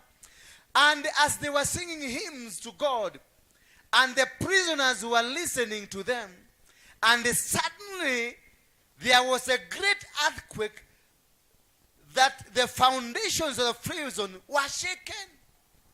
So if you praise and sing, there is a certain thing that is going to happen to you that will shake the foundation of what that has been holding you. The prison was shaken. So before you say I'm saved, you must shake the foundation of your life. Before you say I've won the battle, you must be able to shake the foundation. Before you do anything, you must be able to shake the foundation of your family, shake the foundation of your business, shake the foundation of your husband, your wife. Before you move, the foundation must be shaken. And the foundations are never shaken by your money. They are shaken by the worship.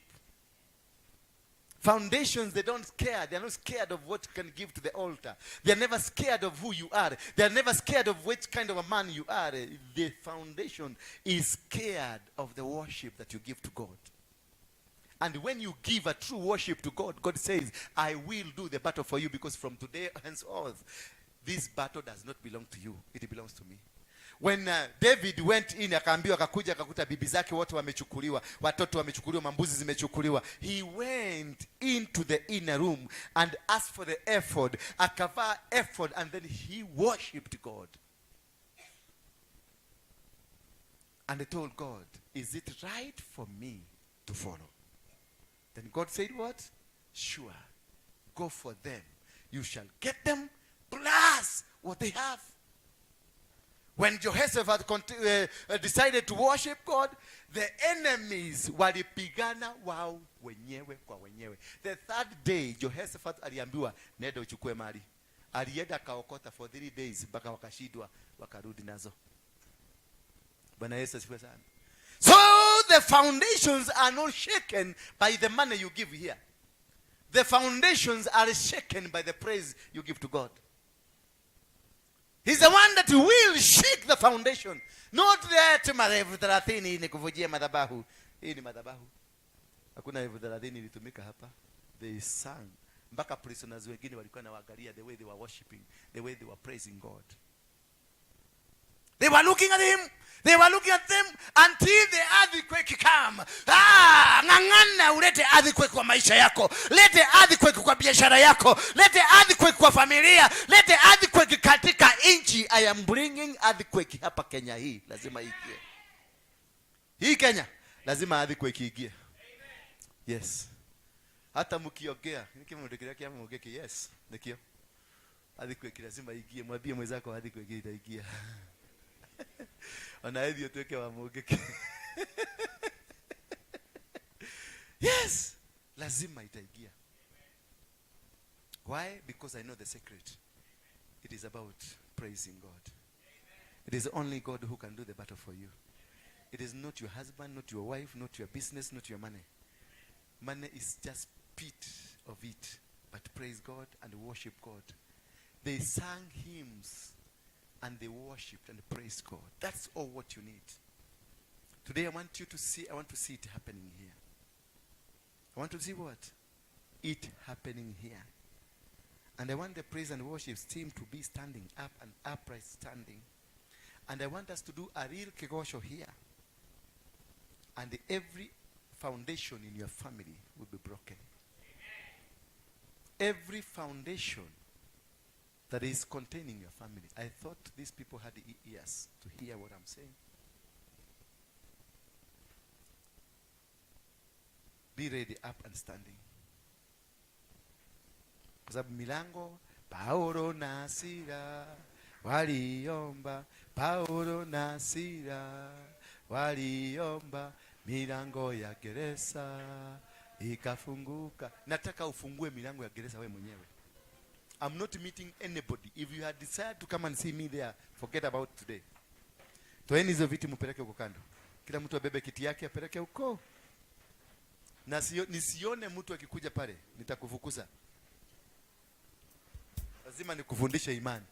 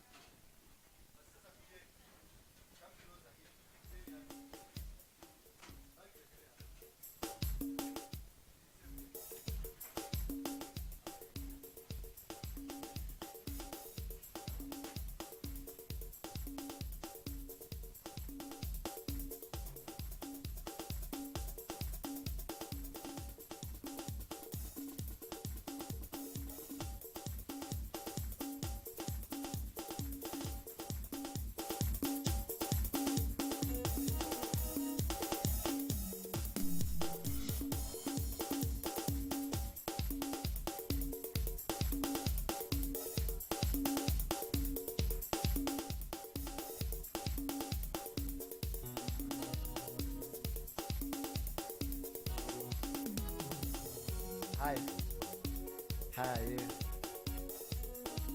Kujeni karibieni tu hapa kwenye madhabahu. I want you to worship today. Nataka tuingie into worship. God will hear you. Today is the end of your miseries. And this end will come because of you, not because of me.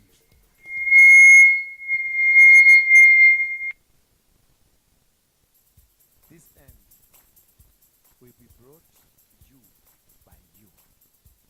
Bwana Yesu asifiwe sana. Sikia unasema amen. Dunia imempeleka bio. So this is the end of it. When they tried to stop this man from seeing Jesus, he kept making noise. Make this voice to Jesus. Hallelujah. Let's go. We'll be back.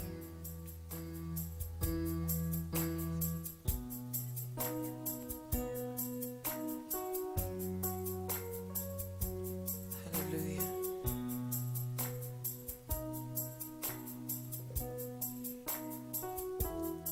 Tayarisha moyo wako tunapo Abudu Bwana, yote yanawezekana kwa jina la Yesu.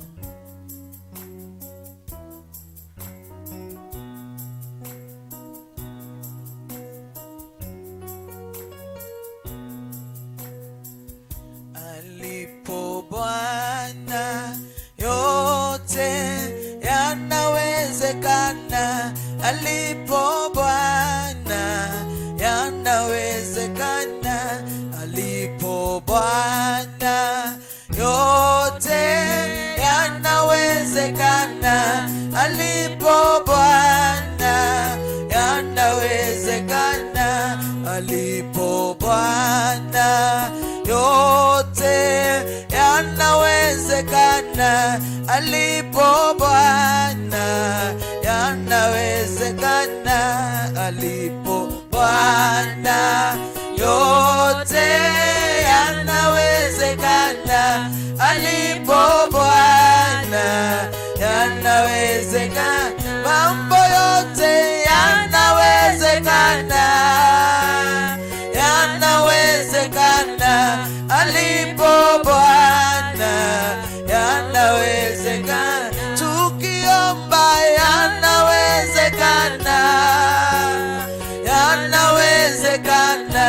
Alipo Bwana yanawezekana.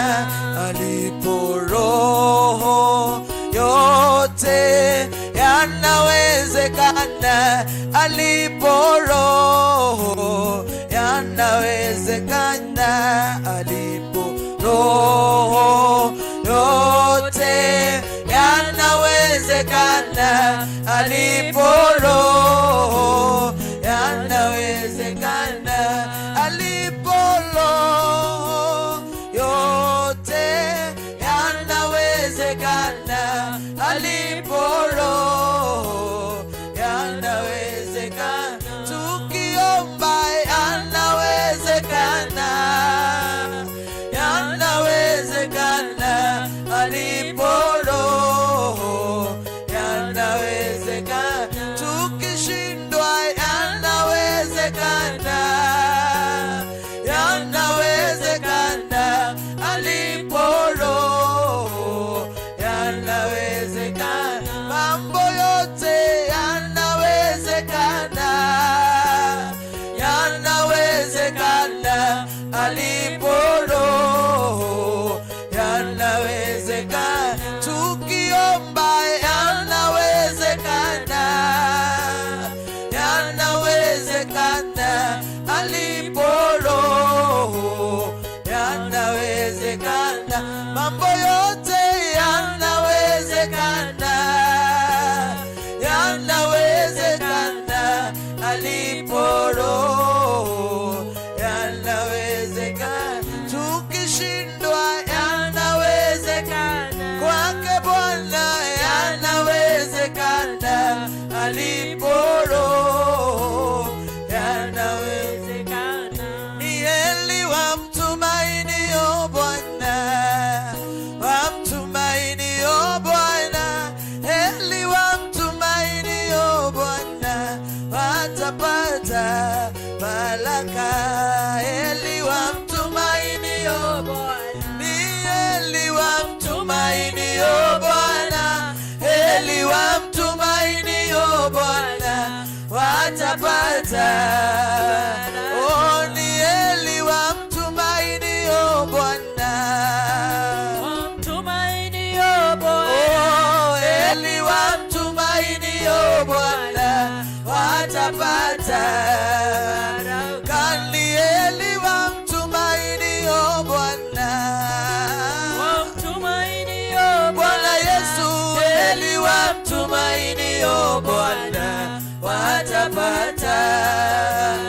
Kani heri wamtegemeao Bwana, wamtegemeao Bwana. Heri wamtegemeao Bwana, watapata. Kani heri wamtegemeao Bwana, wamtegemeao Bwana. Heri wamtegemeao Bwana,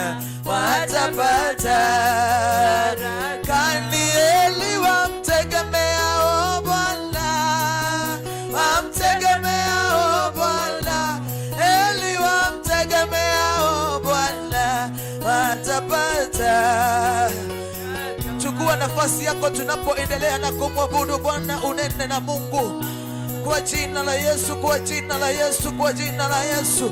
Heli wanaomtumainia Bwana jioni ya siku ya leo. Heli wale wanaomtegemea Mungu, ni kwa sababu watabarikiwa, ni kwa sababu watafunguliwa kwa jina la Yesu. Tegemee Mungu jioni ya siku ya leo.